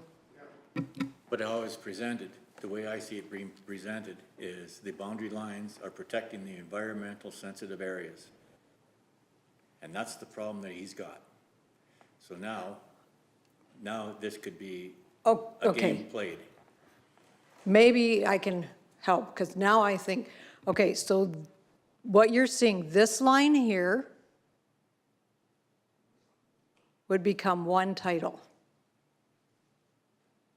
Okay? That's one title. The rest of this becomes the second title. So what you see as lines here for the environmentally significant area, that's not a title. That is a surveyed plan that gets registered to say these are the lands that are protected in this title. It would be all of these lands would remain protected, and we want them surveyed so that there's no question going forward, because they have to stay natural, and we as a county can enforce that. But there would be a piece of that environmental reserve easement that would be in this title. So this is not a title here either. You're going to have this whole area here as one title, everything else as the other. These lines are just surveyed to show you where that environmental reserve easement will be, and it is an easement on the lands that will be protected, but we want it surveyed. So maybe that helped, because we're not subdividing the environmental area out, we're protecting it in.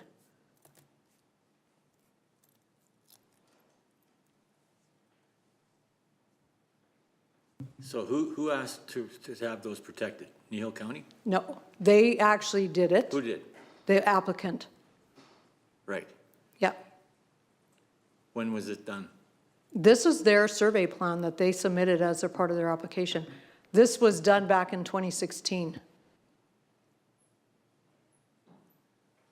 Councillor Olson? Is that part of their area structure plan?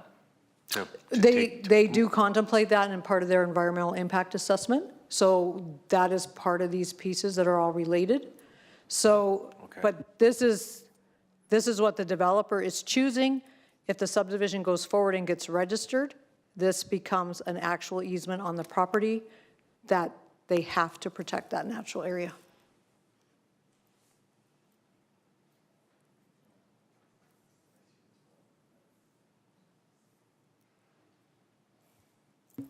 Councillor Cunningham? Well, and I understand that this is a subdivision, but I mean, we have to be honest about this. I mean, this isn't me subdividing a 10-acre parcel for my kid to live on or something. I mean, this is a very substantial project that predates everybody around this table, I think, except for Councillor Woodstock. And for us to catch up on this quickly is tough. This is onerous, and there's a lot of information. I've heard the words come out in talking about the lender. I think this is what he wants. Maybe we need option 2. Maybe we need more information. Maybe we need the landowner here. I mean, we have many other subdivision applications where the landowners are sitting right here. We're given the opportunity to speak to them, but I don't like making a decision on what I think this is what he wants. And I'm going to be very honest. I still don't feel confident about the legal part. And I would really like us to have confirmation that we are not putting Kneehill County in any way legally in this potential subdivision. This is going to get tricky because based on your procedural bylaw that just got passed, people from the gallery can't speak. This is not Planning Commission where they can come in. And we need your recommendation to take it to the Planning Commission. So wasn't it mentioned earlier, though, about maybe having him come in and speak to it? So I'm a little confused on that. well, we did give him the option, Okay, no, sorry, I But- wasn't. No, I understand. Yeah, so I did make him aware that he wouldn't be able to speak, he could come in and observe. Yeah. And I said, it's totally up to you, you can watch online or you could come in and observe. I'm very uncomfortable with this. I've had 5 ratepayers from that area. We went down and basically saw 3 of them that have spent a lot of money on this. And I'm not comfortable with the way that, where this is going. We need to know this information. Like it's just not happening. So, you know, I'm in favor of getting more information prior to doing anything. Okay? Councillor Woodstock. I guess the question would be, what information is it that we need to make a decision? The reason, I'd like to know the actual reason why this is getting subdivided. And that is the lower track versus the upper track. Why wouldn't they have done that to start with? This is them doing that now. Yeah, At the very beginning? yeah, no, like, they've been tied up in many other things, so. This has come to us before, so it is not the first time that we've seen the subdivision application. They've not been registered because we still have to meet all the conditions, and the road has been the biggest challenge.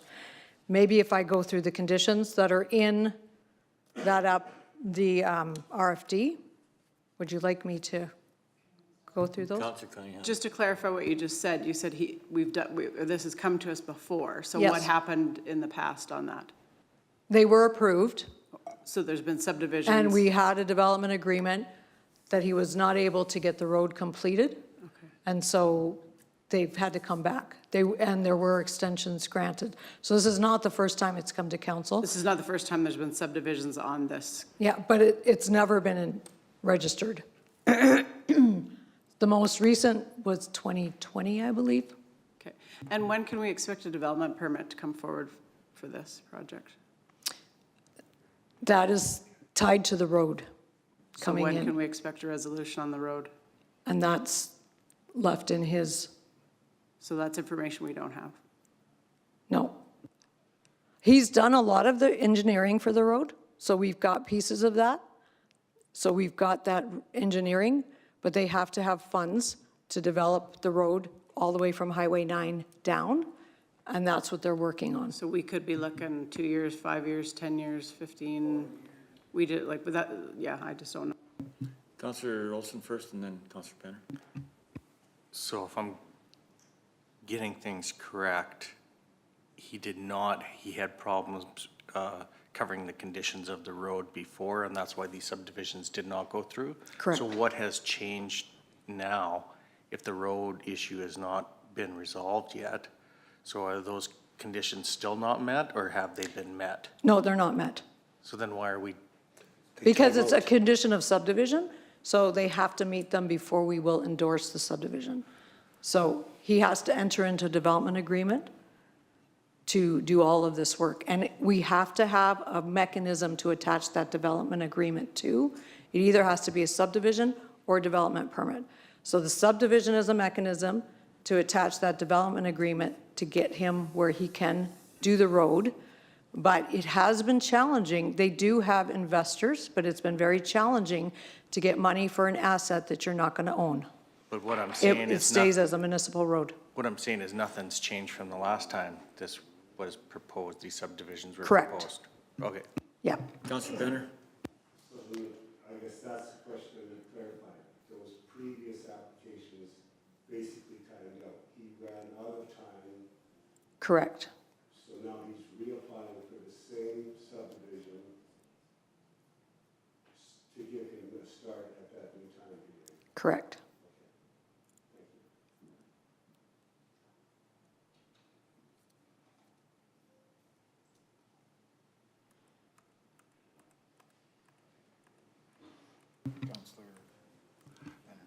My comment would be much along the lines of what Councillor Olson said earlier in the discussion then. This is an application that has been accepted, it's timed out in the past. as a council, I think to be consistent with previous judgments, that we would need to approve the application for the subdivision. That's an opinion.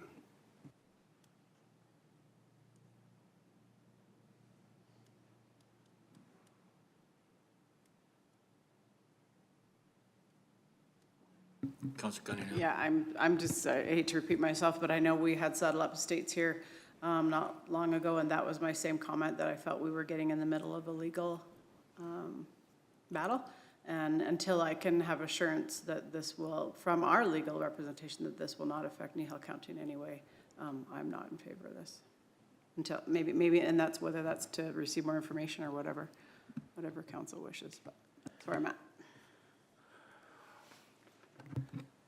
I agree with Laura Lee that there is some, that court case that's future has very, like, they haven't accepted that this environmental protected ban that he put through there is adequate. The courts have already said that it wasn't. Now it's got to come back to another court. You know, I don't feel comfortable because some of the environmental issues they brought forward are not addressed by this man's thing. His assessments were done by himself, which the court case stated. They said they weren't fair, they weren't adequate, and everything else, and we're still considering it? Councilor Woodstock. I don't think the environmental reserve is anything to do with the court case. The only thing they wanted to do is the mitigation of the wetlands, to replace some wetlands. I can't remember exactly how it goes, Barb. To place fill in 2 wetlands and to modify 3 wetlands. Yeah, and that's what the court case is about. It's got Correct. nothing to do with the And environmental the reserve. courts are done, the court has decided, Yeah. and they've given it back to the Environmental Appeal Board to rehear, and they've added in some consideration, because I think the bank swallows got put on the species at risk list partway through the process. Like, they were not on the species at risk list when they first applied for the Water Act. And so they have said you need to consider some of this additional information. So it's gone back to the Environmental Appeal Board to hear, but that's only regarding that Water Act approval, which was to modify wetlands and to have a stormwater management plan. He could still proceed without modifying wetlands if he so chose. It'll depend on what comes out of the Environmental Appeal Board hearing, but it really has no impact on subdivision. Yeah, I do believe that species at risk was a federal regulation, Correct. and the feds decided that that wasn't a relevant fact in this point. Yes. He was successful. There was 2 federal court cases against him. He was successful in those as well. And so, and that was more in keeping with the species at risk. If there is, if you're requesting more information, I do need specifics. If you're wanting to make a decision today, and if for some reason it was denied, I do have to have reasons.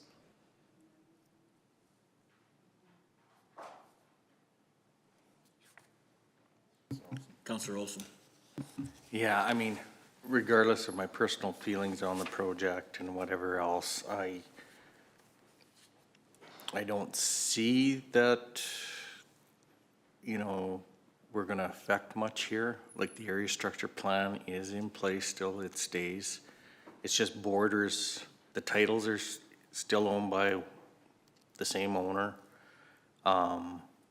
The wetland thing, and that's all being taken care of by Alberta Environment. They'll make sure, you know, that that's all covered. So we really have no say in that, or the court's decision. I guess I'm just, through the discussion, I'm just narrowing it back to this is just these are just lines, and it's not gonna change anything. And we still have say on the development, and we still have to follow what the court's decision is. So based on that, if we're just talking about the lines, regardless of what my personal opinion is about the project, I think we have to decide on that. I guess then, yeah, I would make a motion then, based on that for approving the subdivision as shown. Or moving the lines of the or changing the subdivisions as shown by administration. Oh. I think it's a recommendation to MPC. Yeah, it is a Oh, yeah, okay, recommendation. thank you, Yeah, sorry. MPC will be the I'll deciding. change that, that council move and make a recommendation to the Municipal Planning Commission to approve the applications to subdivide the subdivision submitted by the Badlands Motorsport Resort and with the conditions as listed in the package. Does that suffice?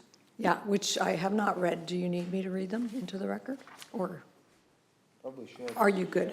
Yeah, absolutely. Okay, I did add a couple based on wheatland, just so you are aware. So the conditions, the subdivisions must be registered in accordance with the tentative plan submitted and by a way suitable to Alberta land titles in accordance with the Land Titles Act. As proposed on the tentative plan, subdivisions 1, 2, 4, and 5 are to be consolidated into one parcel for the lower track. Area A, B, and subdivision 3 are to be consolidated into one parcel for the upper track and additional buildings. Compliance with Kneehill County Land Use Bylaw setback requirements as demonstrated by an Alberta land surveyor. As per section 664 of the Municipal Government Act, an environmental reserve easement will be required as proposed on the tentative plans and will be registered by caveat on the newly created parcels of land. All outstanding taxes on the land involved, current and arrears, if any, are to be paid in full to the municipality before the subdivision may be endorsed. The developer must enter into development agreement with Kneehill County pursuant to section 655 of the Municipal Government Act and amendments thereto in form and substance satisfactory to the county of its sole discretion to ensure all subdivision and development of the lands conform to the principles upon which this and other pertinent bylaws are based, and shall require construction or payment for the construction of a road or roads required to give access to the subdivision or development, specifically that portion of Range Road 21-3 from the intersection of Highway 9 and southward for a distance of approximately 3,489 meters, 2.16 miles, to the intersection of Township Road 28-0. That portion eastward on Township Road 28-0 for approximately 1,654 meters, 1.02 miles, to the intersection of Range Road 2.1. That portion southward on Range Road 2.1 for approximately 4345 meters for 2.7 miles, to the intersection of the approach driveway access of the lands. The development agreement will be in accordance with the May 30th, 2014 Watt Consulting Group Transportation Impact Assessment and the Kneehill County General Municipal Servicing Standards. Access is to be provided to the approved subdivided parcel and remnant parcel. Confirmation of compliance for all existing and proposed accesses which must be located and constructed in accordance with Kneehill County Approach Construction Guideline Policy 1315 and amendments thereto is required. Concurrent registrations of utility easements, rights-of-way and/or crossing agreements as required by service providers. All services, water, sewer, power, etc., are to be provided by the landowner at their expense, and they must conform to the utility provider conditions. The developer acknowledges and agrees that prior to commencing construction upon the development site, appropriate plans and specifications must be submitted to the Development Authority for servicing the development site, including all underground and above-ground services or improvements deemed appropriate to the Development Authority, which may include but will not be limited to both on-site and off-site water and sewage systems, service connections, hydrants or other fire suppression systems, overland drainage systems, and internal roads, walkways, sidewalks, or lanes, whether paved or graveled or otherwise. And the developer acknowledges and agrees that all such issues or improvements may be required and shall be dealt with as part of the development permit process, which will include an additional development agreement. All future site development will require the appropriate development and safety code permits and approvals. The county will not be responsible for dust control as per county policy. If it becomes an issue, the responsibility to pay for dust control would fall to the titled landowner. Approval by the approving authority does not exclude the need and/or the requirements of the applicants to obtain any and all permits as may be necessary under this or any other legislation, bylaws, or regulations. And I've also added the southeast remainder parcel will require the submission of an approach application to Wheatland County, and a new gravel approach is to be constructed on Range Road 21-2 to provide physical access to the parcel per Wheatland County's Rural Service Design Standards Section 2.9. And I've also included the southwest and southeast of 22, 27, 21, west of 4 remnant parcels consisting of 29 and 54 acres respectively, located south of the Canadian National Railway Company. Abandoned rail must be consolidated into one title. Municipal jurisdiction for these lands is Wheatland County. One question. As a county, are we able to tell another county that they have to consolidate a parcel of land? That was what that county requested. Oh, that's what they requested. That was in Okay. their response. So we go, yeah, no, that's fine. So their response is here, and so we just basically took their response. Correct. Councillor Hopkins. I guess I just want to make sure that if we approve this motion and register new parcels, it's not going to conflict with an EAB rehearing if there is one. Yes, this is the title being created. It has nothing to do with the wetlands or the Water Act approval. Okay.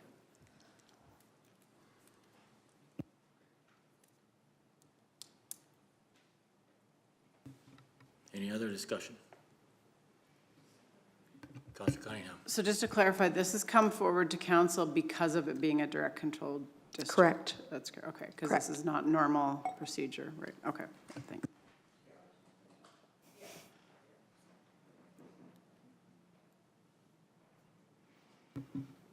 Everybody had enough of that one? Motion's on the floor?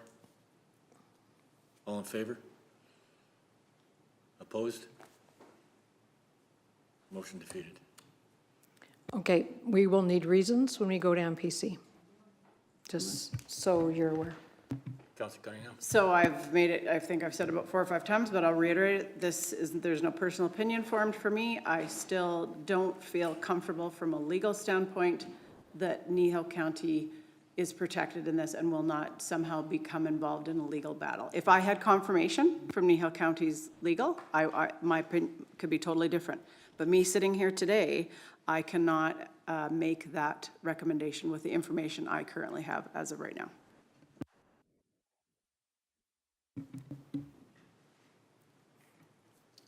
Councillor Anderson.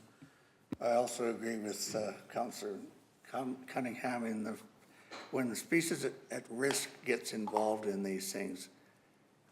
I know that this came on later. It wasn't put in place before, but it is now. If we ignore that and go forward, we're the ones that are going forward into that. And I'm not comfortable with that.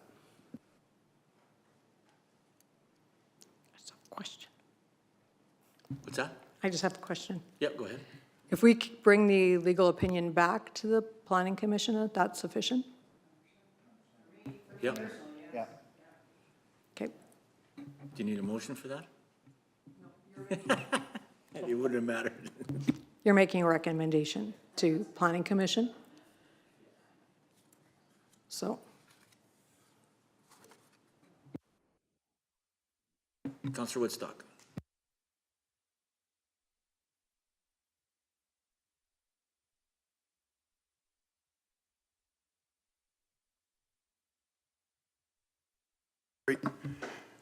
So MPC is on Thursday. Council Correct. doesn't have the ability to get the legal decision.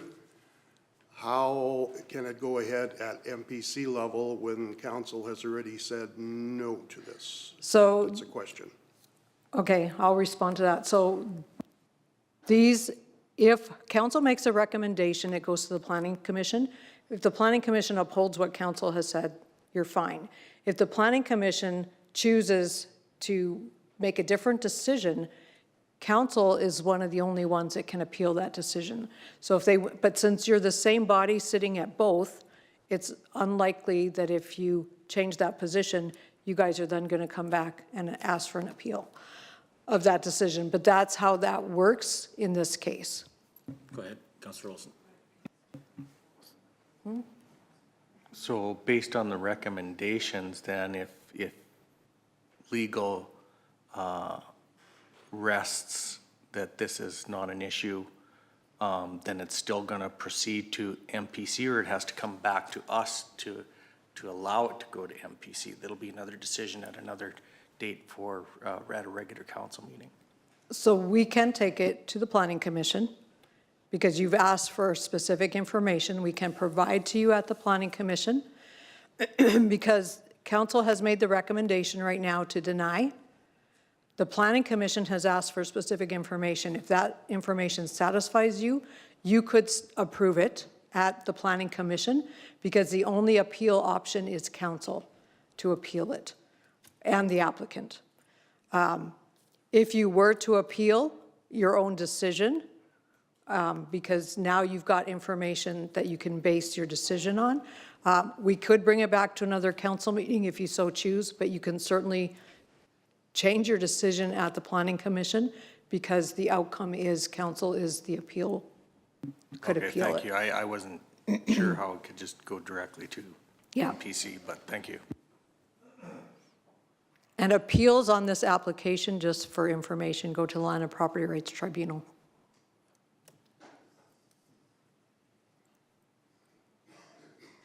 Councillor Cunningham. Sorry, and I'm just totally asking this just for my own, because my brain's kind of swirling right now.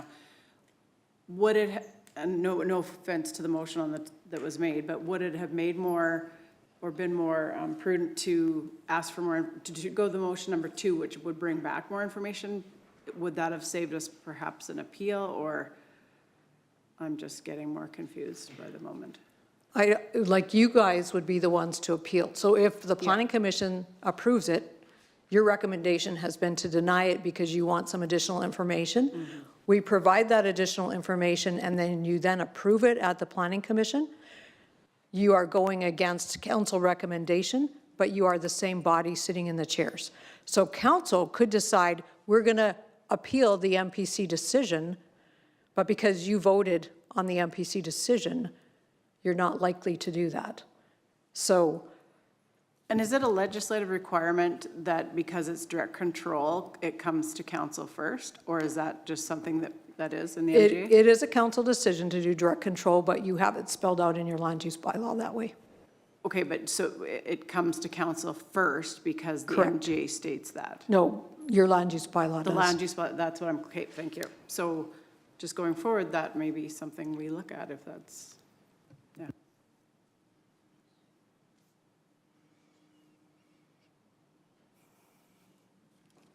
Okay. Hello. Just a point of order, with our new procedural bylaw that we passed back in July, you, council could reconsider the past motion.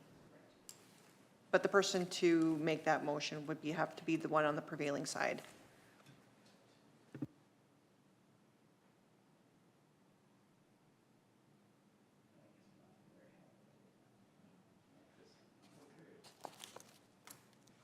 Good, good. Okay. You guys want to take a break?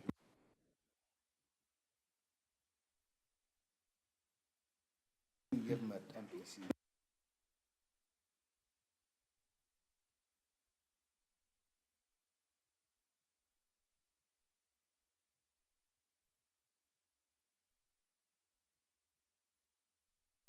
Thanks, Barb.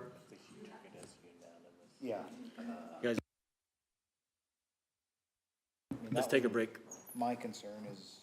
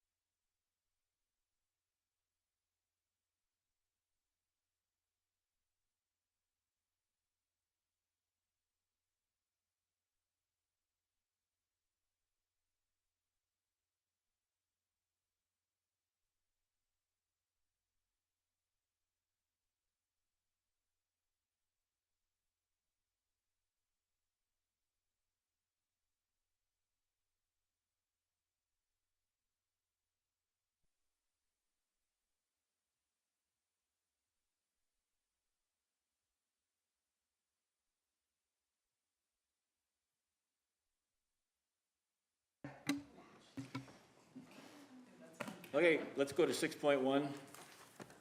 We got 10 minutes to get everything done here. Okay.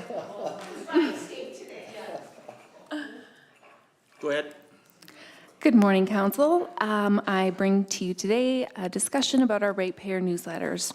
So currently, our quarterly ratepayer newsletter is distributed by mail to approximately 2,400 ratepayer households at an annual cost of approximately $29,200 for printing and mailing. Administration reviewed several alternative distribution methods with the objective of reducing costs while continuing to provide residents with information about county projects, services, programs, events, and council initiatives. Options considered included monthly mailed updates, bi-monthly mailings, unaddressed flyer distribution, and digital-only communication.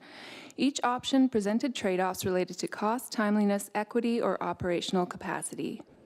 Administration also reviewed the communication practices of our neighboring municipalities. The review found that printed newsletters are generally distributed 2 to 4 times per year, while more frequent communication is typically provided through electronic newsletters.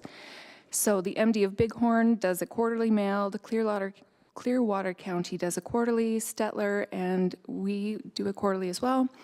Starling County does a twice yearly mailed, Strathcona County a monthly e-newsletter, Red Deer County does an e-newsletter that's also included in their bills and available at their county office.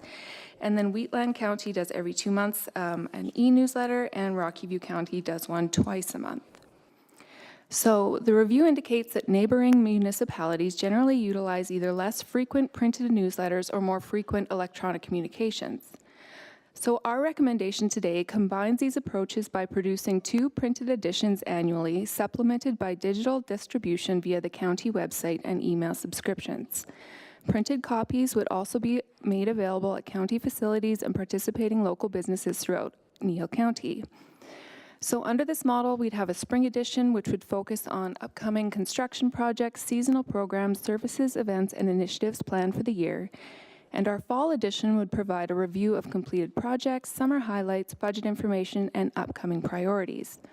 It would be available electronically on our website, by email subscription for residents wishing to receive it directly, and in printed format at county facilities and participating local businesses throughout Kneehill County. This approach supports Kneehill County's Support Local initiative by encouraging residents to visit local businesses while accessing county information. Administration will continue to communicate timely information throughout the year using the county website, social media channels, news releases, email subscriptions, and public notices, while reserving the printed newsletter for broader seasonal updates. So financially, replacing the quarterly mailed newsletter with 2 printed editions distributed through community locations and digital channels is expected to significantly reduce annual printing and mailing costs. The exact savings will depend on our printing quantities. So council options today: approve transitioning from the current quarterly mailed ratepayer newsletter to a biannual newsletter distributed through digital channels and printed copies. Direct administration to bring back more options, or discontinue the ratepayer newsletter and rely on our existing communication channels. Thank you.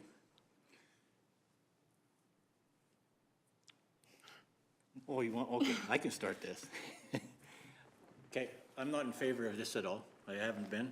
I believe that we've got enough going on right out there with the Three Hills Capital and all the other mail stuff what we got and stuff like that.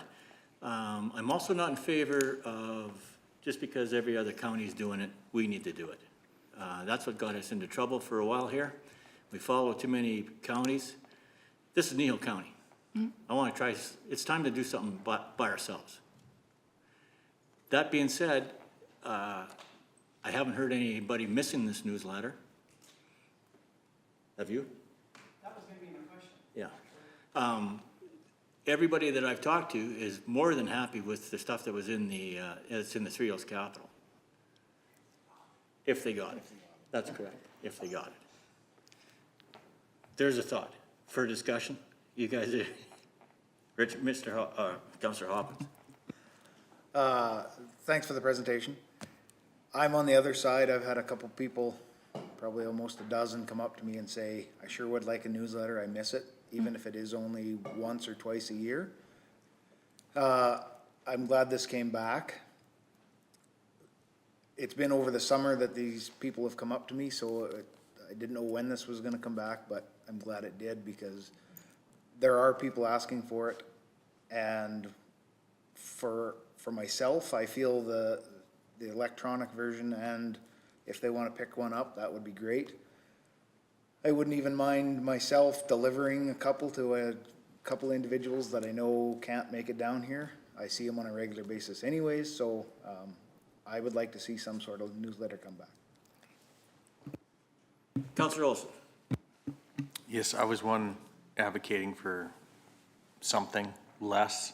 I haven't seen a reduced cost here other than the initial cost that what it was costing us at 29. Any breakdown on biannual, that kind of stuff as far as costs? Yes, through the chair. So it would depend on how many we print, but right now, one 12-page newsletter is about $2 each. So if we did 1,000, that would be what, 4,200, I believe? Okay. If we do that twice a year, I mean. Yeah, and in saying that, people I talk to about stuff, since our last discussion, it's been quiet. I haven't heard anything. So, I mean, I'll just throw that out as well. But, yeah, thank you.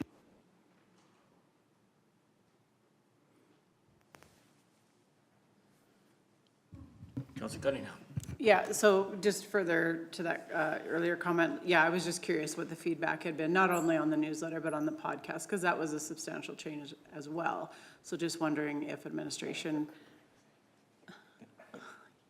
I want him up first. Just wondering, I'm not advocating for it or against it, I'm just saying, I'm just wondering what you folks maybe have heard that maybe we haven't heard from the people. Through the chair, I personally haven't heard anything for or against. Yeah.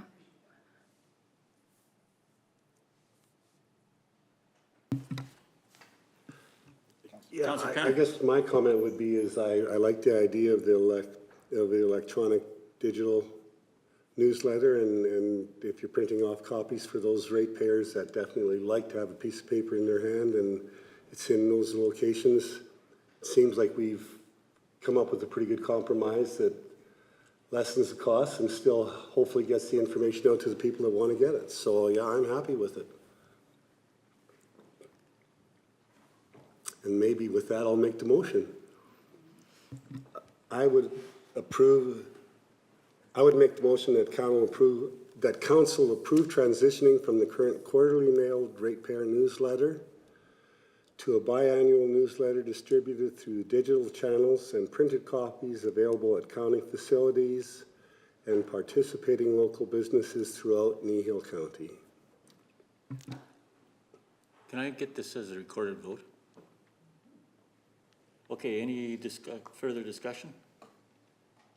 Councillor Cunningham. I just want to point out to the Reeve that the Reeve over in Mountain View County puts out a weekly newsletter, so if you want to keep up with the Joneses, you might want to consider. Let's try to keep up with all the rest of the other counties and not worry about what Kneehill County does. Oh, gosh. No, I did just want to point out, yeah, because I do follow Mountain View County, and yeah, they do like a weekly edition. So, I mean, I know I don't want to backtrack and change something, but maybe going forward, I guess what they've done is they've taken probably what we put in the 3Ls Capital and just put it online every week, like on their social media pages. Right. I'm understanding maybe that would be a fairly low cost to get that information out, to put it on, if people aren't going through the Capital, they might see it on social media. Does that make sense? Yeah, absolutely. Through the Reeve, we do keep each edition on our website as well. Like each edition of the Capital is available digitally on our website, but we could just even take our page and put it on social media. That wouldn't be a problem, yeah.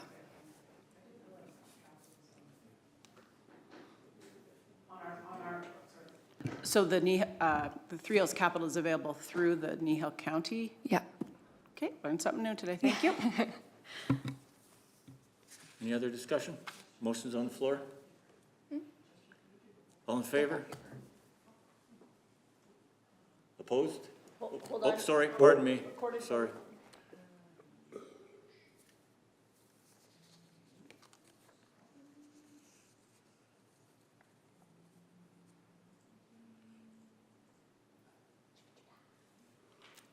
Okay, opposed?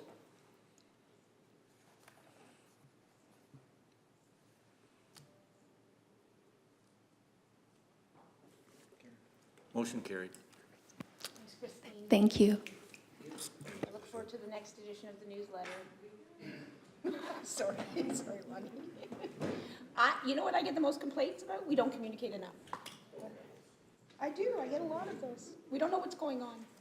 How do we find out? So then we should get like the gravel pit, something on the newsletter. Yeah. Exactly, we haven't communicated anything yet. Just do the ASB online newsletter. Okay, let's go to 6.2. 2026 annual tax cancellations.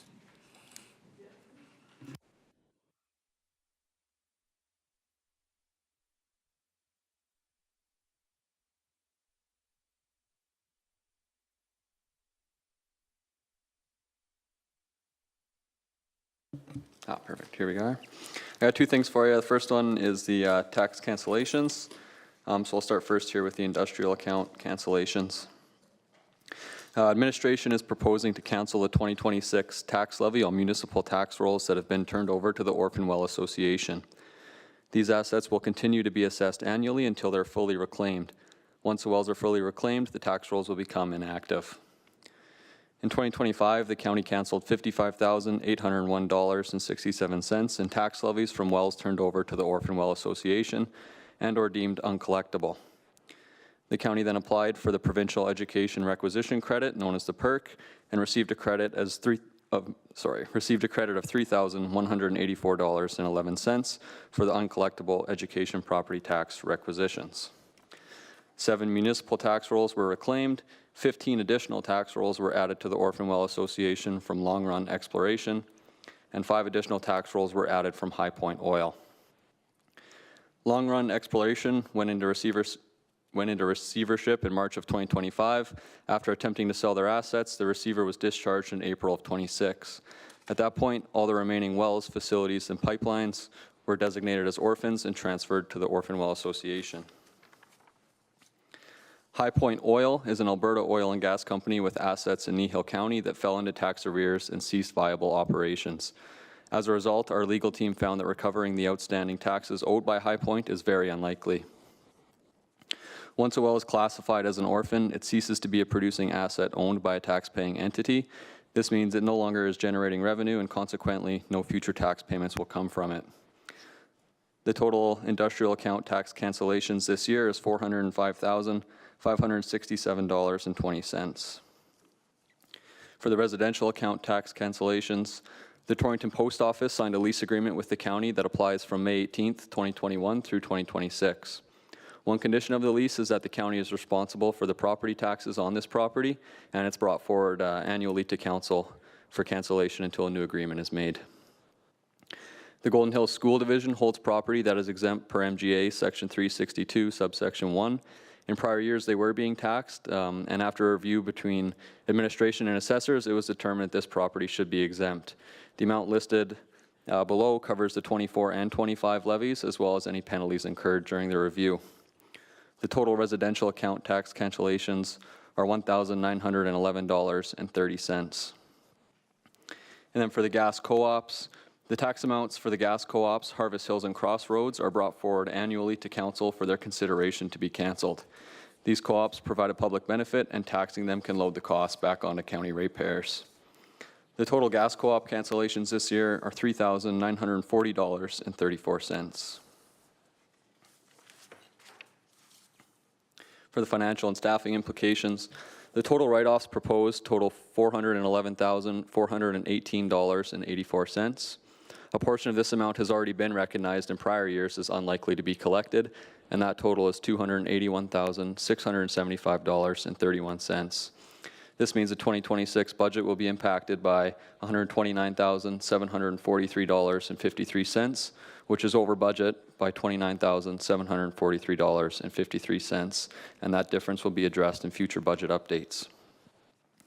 Council has some options today, the first one being to approve the cancellation of uncollectible taxes in the amount of $411,418.84, and direct administration to apply for the Provincial Education Requisition Credit for the industrial account cancellations.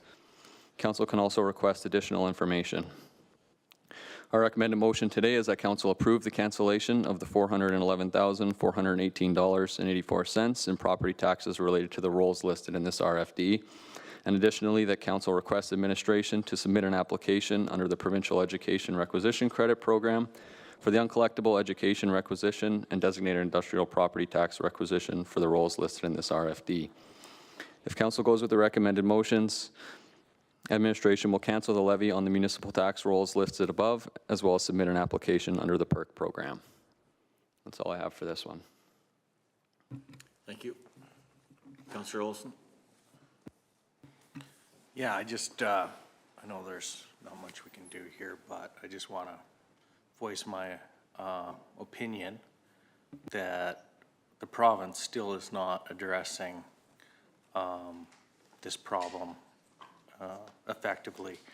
It's funny that they said that they were going to try to look into these smaller companies' financials and try to avoid some of this, but it's funny that the larger community knows when these guys are not paying their bills, and yet the province can't find these guys.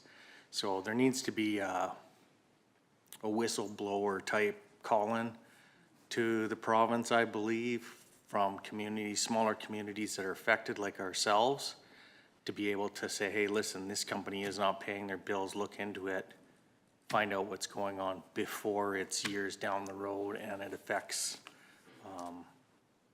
you know, us with these kinds of impacts.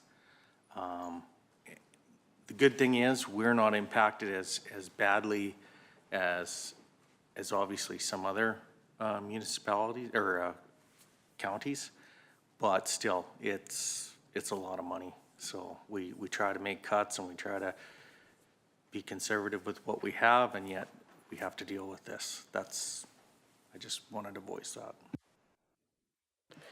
Just to add some information to that, we do report to the AER if anybody owes us taxes.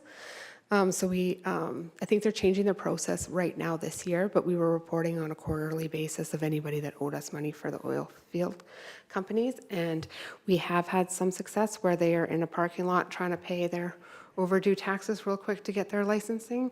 But a lot of these companies were too far gone. Thanks for that. I appreciate You're that. welcome.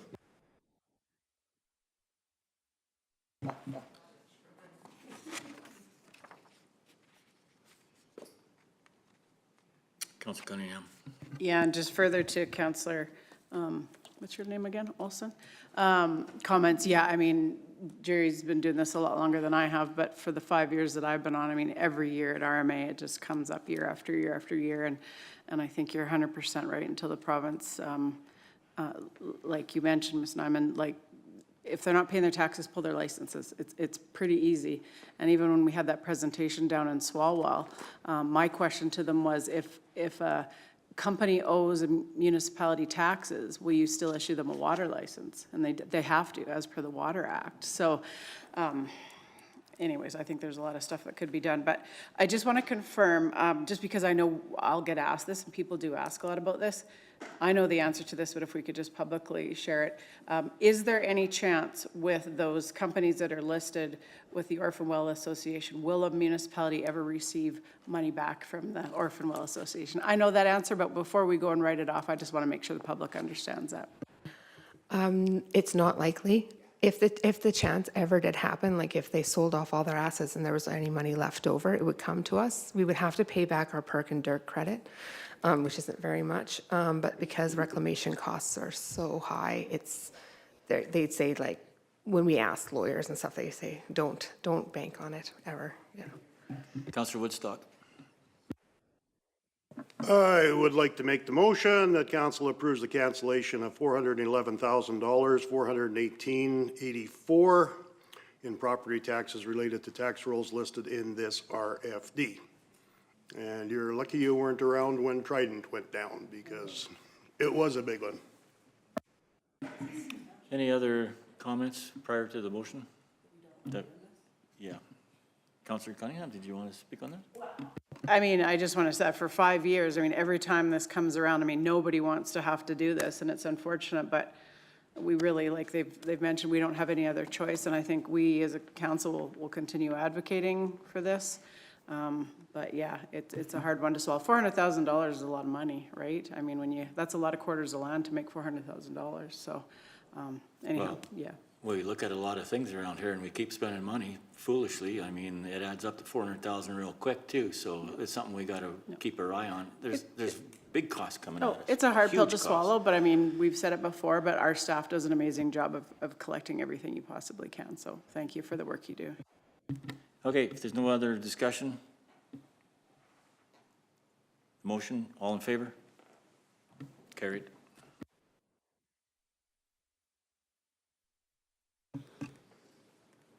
Six point three. Oh, wait a minute, excuse me. So actually, now Excuse me. there's part 2 of that motion as well, Excuse me, I right? forgot that. Yeah. I would move that I would make the motion that council requests administration to submit an application under the Provincial Education Requisition Credit Program for the uncollectible education requisition and designated industrial property tax requisition for the roles listed in this RFD.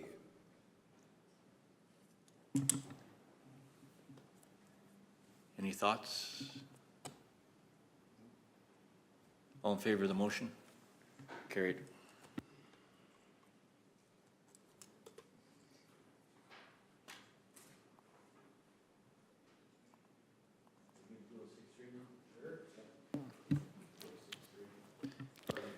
We'll go to 6.3.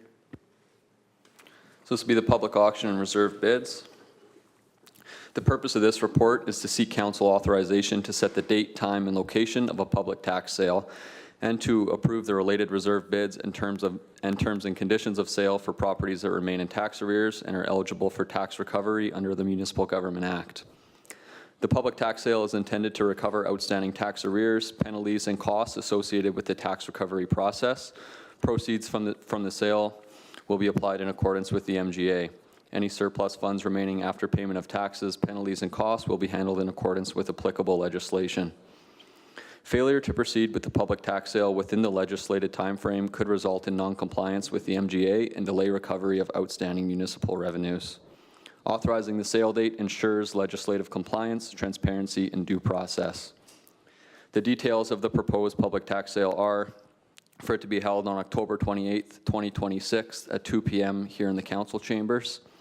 The proposed properties for auction are 109 2nd Street, Torrington, Plan 091369, Block 1, Lot 12 of Saddle Up Estates, 116 and 112 Center Street in Wimborne, 110 and 116 Railway Ave in Wimborne, and 350033 Range Road 245. Property owners may redeem their properties by paying all outstanding taxes, penalties, and costs up to the time of sale. I'll go over some reserve bids and the conditions of sale. As required by the MGA, each property will be offered for sale subject to a reserve bid set as close as reasonably possible to market value. Reserve bids have been determined based on assessed values and/or independent market information as appropriate. Each parcel will be offered for sale on an as-is, where-is basis. No warranties or representations will be provided by the municipality. Successful bidders will be required to provide the balance due within 30 days of the sale, and all unsold properties will be brought back to council for a decision on whether or not they want to take possession. The public tax auction will be advertised in accordance with the MGA, including A, the publication of a notice of sale in one issue of the Alberta Gazette not less than 40 and not more than 90 days before the date on which the public auction is to be held, and for us that would likely be the September 15th issue with the date proposed. And B, in one issue of a newspaper having general circulation in the municipality, not less than 10 days and not more than 20 days before the date on which the public auction is to be held, and that would be the October 14th issue of the Capital.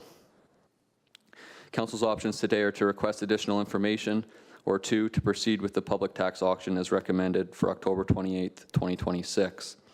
Our recommended motion today is that Council direct administration to establish the reserve bid amounts as outlined in this RFD for each property offered for sale in accordance with the MGA, and to proceed with the public tax recovery auction on October 28th for the following properties: 109 2nd Street, South Torrington, with a reserve bid of $20,000, Plan 091369, Block 1, Lot 12 of Saddle Up Estate, with a reserve bid of $100,000. 116 Center Street in Wimborne with a reserve bid of $25,000. 112 Center Street in Wimborne with a reserve bid of $80,000. 110 Railway Ave in Wimborne with a reserve bid of $28,000. 116 Railway Ave in Wimborne with a reserve bid of $70,000. And 350033 Range Road 245 with a reserve bid of $390,000. If council goes with the recommended motion, administration will hold a public auction on the date specified earlier. Thanks.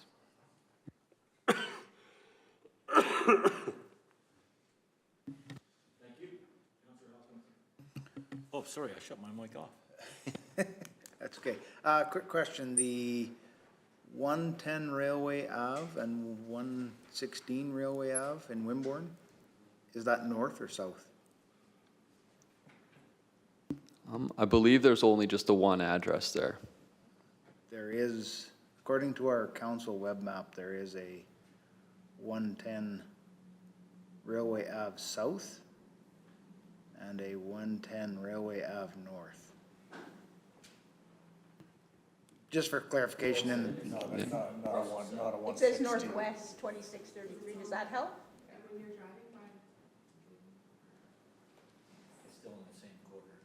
yeah, it's still in the same quarter, It's just how it sits. just how it sits, either north or south of Center Street. Okay. We can look into that and get back to you guys Yeah, for just sure. for clarification.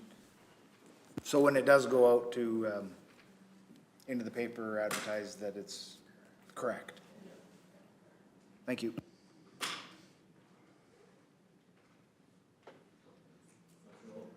Councillor Olson? So the reserves are based on real property value versus what is owed to the county, is that correct? And then what happens to the difference? Yeah, the reserve bids, we reached out to our assessors and it needs to be as reasonably close to market value and that's, that was his opinion. And I believe once we collect everything that we're owed, that the surplus goes back to the previous owner.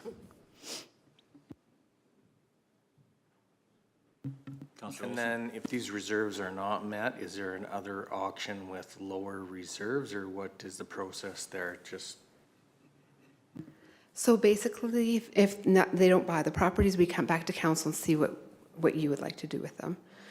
If you take possession of the property, then we can keep it for sale until it does sell, kind of like the lot we had a little while back. We took possession of that lot and had it for sale for, I can't remember how many years. It was a really long time, 13 or something plus years. But once, we would have to look at every property individually because some of them might require the county to take on stuff. And so that's why we have to, like, there might be some cleanup, people living there, things like that. So we bring it all back. We don't hold an auction right away. It's kind of deciding if we're going to take responsibility of it or not. And then we could hold an auction later, have them in it, but it would be, we would have to take possession of them first. So, Or have a real estate agent, for sure, we can do that. so these reserve bids, our guys set those numbers. Yeah, our assessors So- reviewed each property and set And then them. if they get them, we take out of that cash whatever we need Mm-hmm. for the taxes and give the rest back to the landowner? Yeah, So how much do we charge the landowner for doing all this work? all this work, Is there a think- percentage that we charge them? I have to double check if there is a $500 'Cause I'm service just charge, because I don't think that there is. I'm just wondering why we're doing all the work. For selling them? We're just required to. But I can look into that. If there is a service charge we could charge for doing that. Well, I mean, it's no different than I gotta pay a 3 or 10%, I gotta pay a 3% convenience charge when I go on the internet to bid on an item. Yeah, I can look into that. I'm not sure. I Yeah, just know, like, it's not gonna affect the way Yeah. we're gonna vote, but I mean, I wouldn't mind that information. for sure, Please. we can Councillor dig Olson? into it. I know it's just kind of required, like it's a requirement of us, but I'm not sure if places do that, like do an administrative charge on top. I think some might, so we'll look into that and bring that yeah, back for you. I would like to see that. Yeah, Like there we can- should be some cost, because this is being forced on us, so really, they should be paying administrative time. Okay.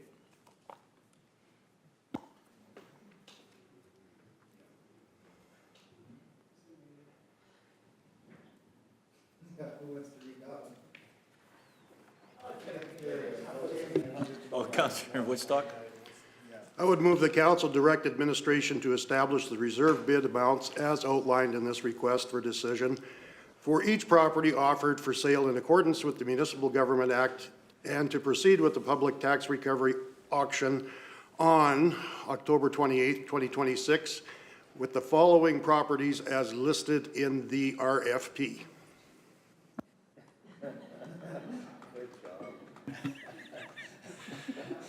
Perfect. Any comments or concerns about that one? Motions? Everybody okay with that? Okay, all in favor? Carried. Thank you.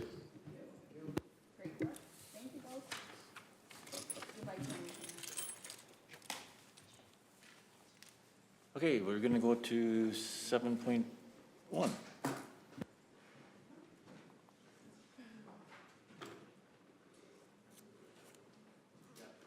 Thank you. Thanks.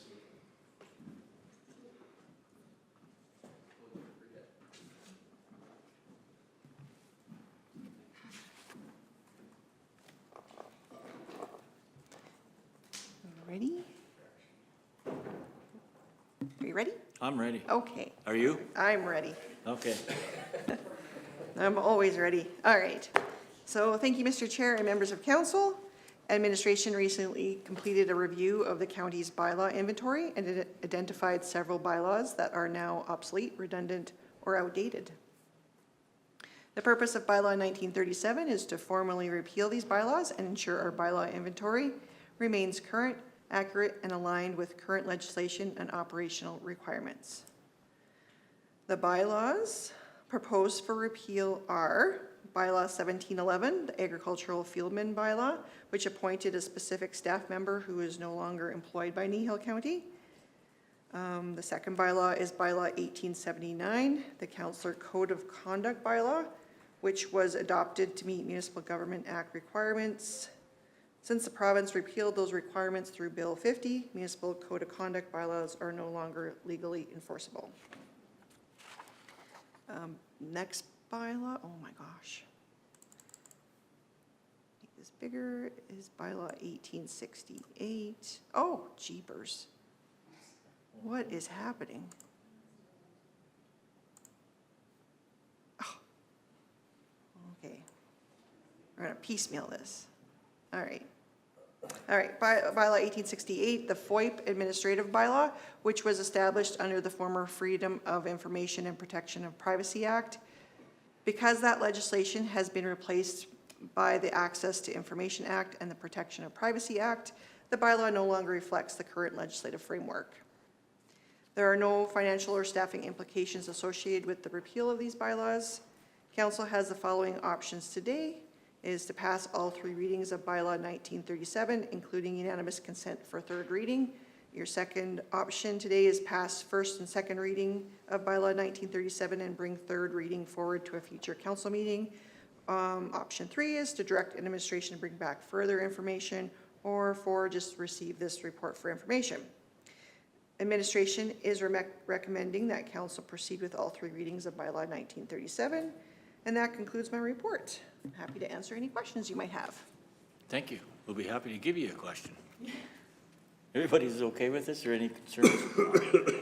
Yeah, okay, Councilor, you're cutting out. No, and it was interesting because that, the bylaw 1879, that came up earlier in 2025, where the province, took away, or I guess they enacted Bill 50, which in essence made that bylaw redundant, because I know we used to have the Councillor Code of Conducts on the wall, and they were taken off, and so I know last summer we met with Minister Williams and MLA Sawyer, and there was questions posed, not that I want any new regulations or anything, but they took that away, but they were gonna replace it with something. To date, do we know Have they replaced it with anything, or we're just? There has been some working groups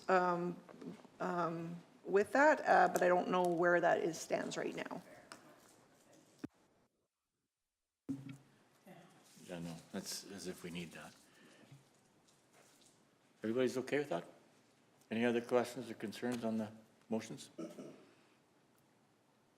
Oh, Councillor Olson.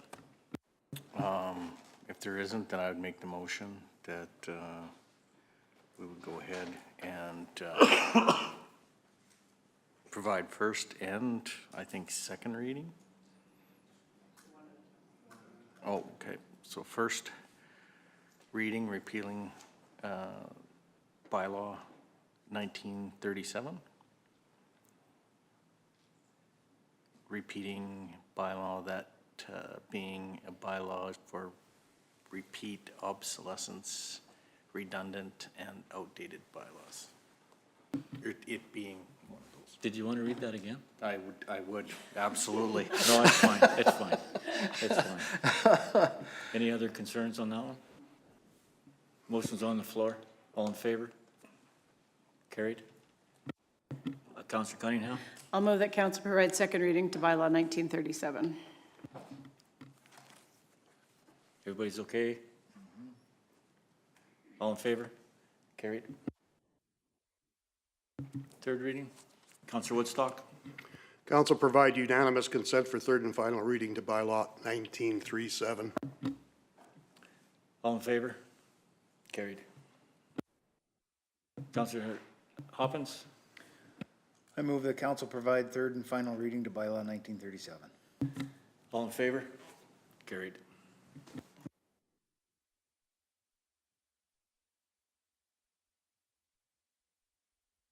Okay, 7.2, bylaw 1938.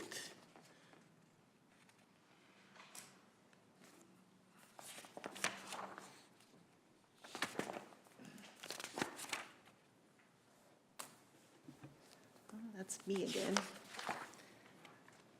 So thank you, Mr. Reeve and members of council. The province replaced the old Freedom of Information and Protection Privacy Act, or FOIP as we used to call it, with the new Access to Information Act and the Protection of Privacy Act. Under this new legislation, municipalities are required to designate a head of the public body. The purpose of bylaw 1938 is to appoint the Chief Administrative Officer, or CAO, to that role on behalf of Kneehill County. The bylaw also allows the CAO to delegate responsibilities to staff where permitted by legislation to ensure access to information and privacy-related duties can be carried out efficiently. Simply put, this bylaw ensures Kneehill County has the proper authority structure in place to meet its access to information and privacy obligations under provincial legislation. There are no direct financial impacts associated with the adoption of this bylaw. Any activities relates to privacy compliance, records management, staff training, or the administration of access requests are already part of the existing operational processes. Council has the following options today: pass all three readings of bylaw 1938, including unanimous consent for third reading, pass first and second reading of bylaw 1938 and bring third reading forward to a future council meeting, direct administration to bring back further information, or receive this report for information. Administration is recommending that council proceed with all three readings of bylaw 1938, as this bylaw is required to support compliance with current provincial legislation and establishes the authority needed to administer the county's access to information and privacy responsibilities.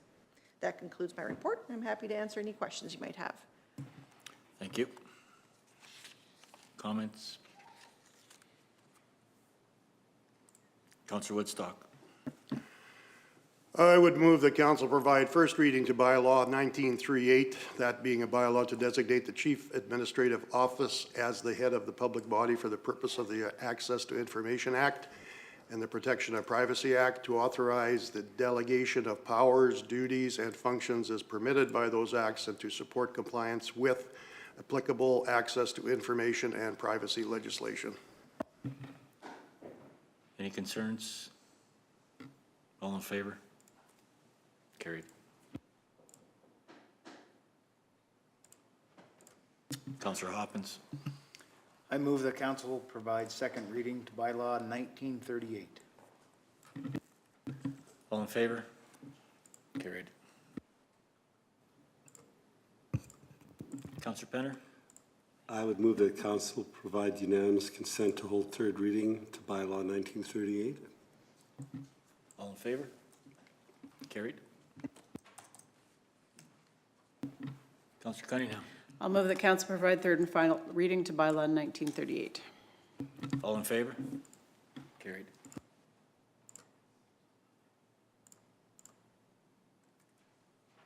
Thanks, Carolyn. Okay, let's get on to 8.1. Trochu District Senior Housing Citizens Association. Again, it's me. All right, so earlier today, we heard from the Trochu and District Seniors Citizens Association. They're requesting $9,988.12 in grant funding to assist with their roof repair. The application before you provides an overview of the project and outlines the funding being requested.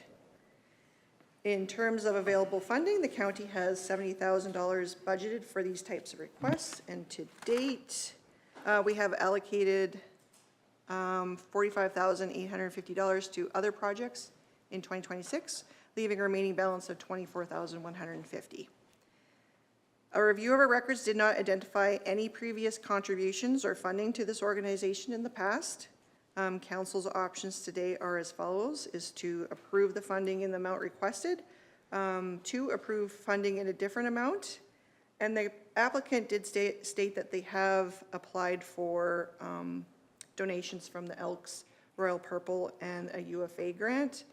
And you could alter your motion to read that council approve funding to the Trochu and District Senior Citizens Association for roof repairs in an amount equal to the funding shortfall remaining after all confirmed contributions from the UFA grant program and Elks and Royal Purple Foundation to a maximum county contribution of $9,988. You could do that, but they also did state that they do have the money to cover this. It would have to go into their savings. So I believe that any kind of contribution, either $1,000, $2,000, $3,000, they'd be happy with any type of donation. I did also want to remind you that you did approve the Linden Lodge $6,500 to repair their roof as well. So, or else you have the option to deny their request. So that concludes my report, and happy to answer any questions you might have. Thanks. One of the concerns that I have is it's fairly obvious that these people are getting pointed this direction. And yes, I'm not saying that we don't need to support some of this stuff. But I mean, when our grant writer is putting everybody towards us, I got a real problem with that. The other side of the coin too, and we're gonna put it right back in where it belongs, is nobody seems to go to their right jurisdictions first. Nobody wants to go and talk to their towns. They didn't even talk to the town of Trochu yet. They come straight here for the, it just seems like we're the easy house to get money from. That being said, I'm not saying that we deny them, but I'm not in favor of giving them the full amount. When I did hear that they're starting the process anyway, they must have the money. So we're just a piggy bank. And to compare us to Linden, that's not the right, it's the same, we're not comparing apples to apples, I don't think. That was a different thing for the seniors, right? That's senior housing. But the $9,000, I'm not in favor of giving them the full amount. I think we can reach a different number, and whatever this, council is comfortable with. And like I said, that's my opinion. Councillor Olson? Yeah, I'm in favor of giving them something, maybe not the full amount either, but I don't have a number in mind, but that's my personal feeling. I do have a number in mind.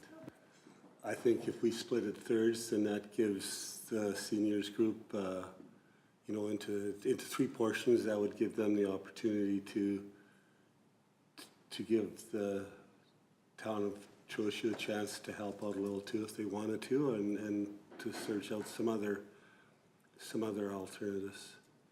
So, having said that, I think $6,350 comes in basically a third of that, doesn't it? Before GST, 10,000? Sorry. So who's the third, though? The third is one would be us, one would be the town? Or Well, just- it doesn't just a matter, it number? just gives them the opportunity to go to other sources. We would provide a third of the funding. Okay. That would be the simple motion. We would approve a third of the funding.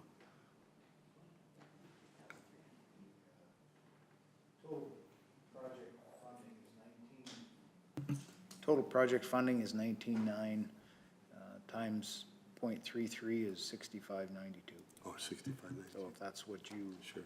should choose. Oh, so it's not a third of what they're asking? Third of the project cost. A third of the project cost. Third of Sorry. total project Yeah, cost. well, yeah.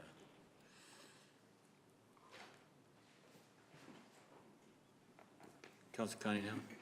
Ms. Vanderkill, do we know when they're gonna, or the deadline is for those other grants that you mentioned? Like, when will they have notice? She did say in her presentation that it was going to be October. The Elks and Royal Purple weren't going to meet till later in September. Right. And then the UFA grant wasn't going to be till October. Okay, thank you.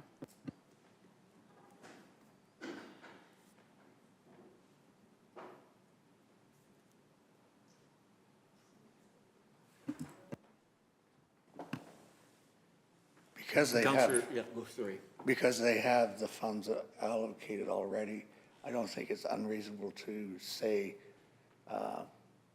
maybe pursue those other two, find out what you get, and then make our contribution after the other people are exhausted.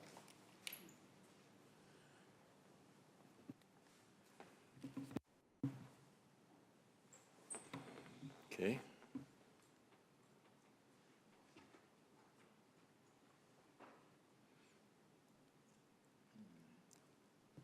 Got some different, go ahead. Yeah, Councilor Cunningham? it's unfortunate, I know we, or I should say not we, Ms. Vanderkill specifically just did a lot of work on our grants, but that actually would have been something really important to put in there, that we would like to see groups go to their home municipality first before they come to Kneehill County, but we don't want to. We're bringing that back in front of council once it gets this really That is again. coming back the September committee of the whole meeting. Yeah. I understand where you guys, so we got three different scenarios, right? A third of the total cost. I'm more or less a third of the request. And we also got, if they come short, what is it? You know, the problem that I have with come short is they may come short, right?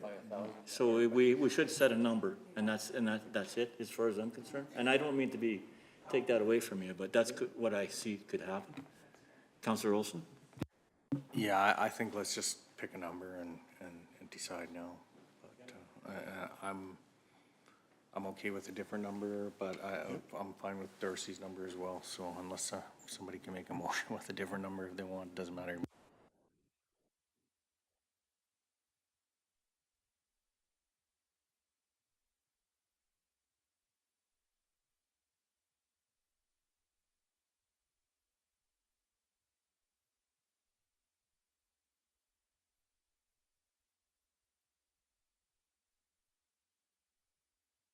Okay. Would you like me to repeat that, Carolyn? No, I actually read it. Okay, any other comments? I would move that council approve funding the Trochu and District Senior Citizens Association to assist in the costs associated with repairing their roof. Do we need it in the record because your mic wasn't on? Oh, it is on. About halfway through it. Oh, okay. Sorry, you can do that. Should I try again? Let's try one more time. Okay. Why not? I would move that council approve funding in the amount of $6,000 to the Trochu and District Senior Citizens Association to assist in the costs associated with repairing their roof. Do we have any other questions or comments on that? Motion's on the floor. All in favor? Carried.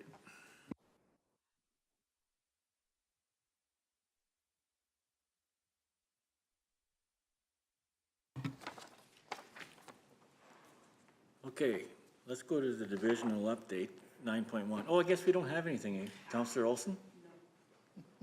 Nope, it's just surprising, isn't it?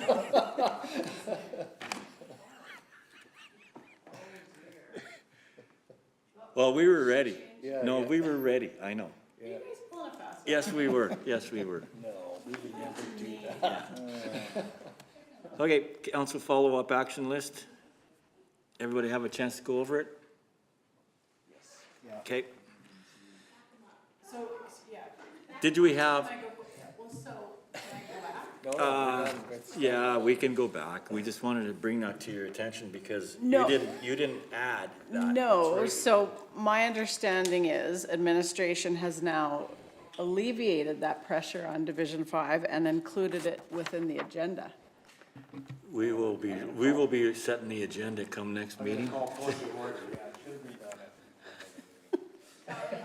By all means, let the social butterfly get out there. Okay, now I feel, and I'm surrounded by farmers that are like literally giving me daggers right now. So yeah, okay, no, I'm sorry, I will go fast. So no, I did, on August 8th, I did attend Prairie College's Bachelor of Education, their official launch and dedication of their new, as I said, Bachelor of Education program. I'm not sure if they were where I was there, but I certainly was. I'm super excited about this program. It's an opportunity for whether it's a young parent to stay in Kneehill County or urban communities and to be able to get their education, or a farm family maybe that they're not able to go to Calgary or Red Deer to receive that education.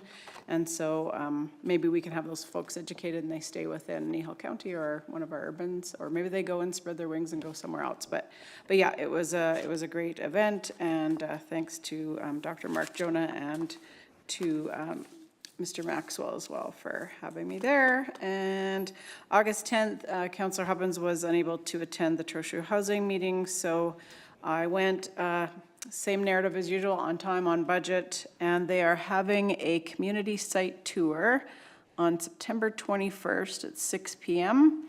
Steel-toed footwear required.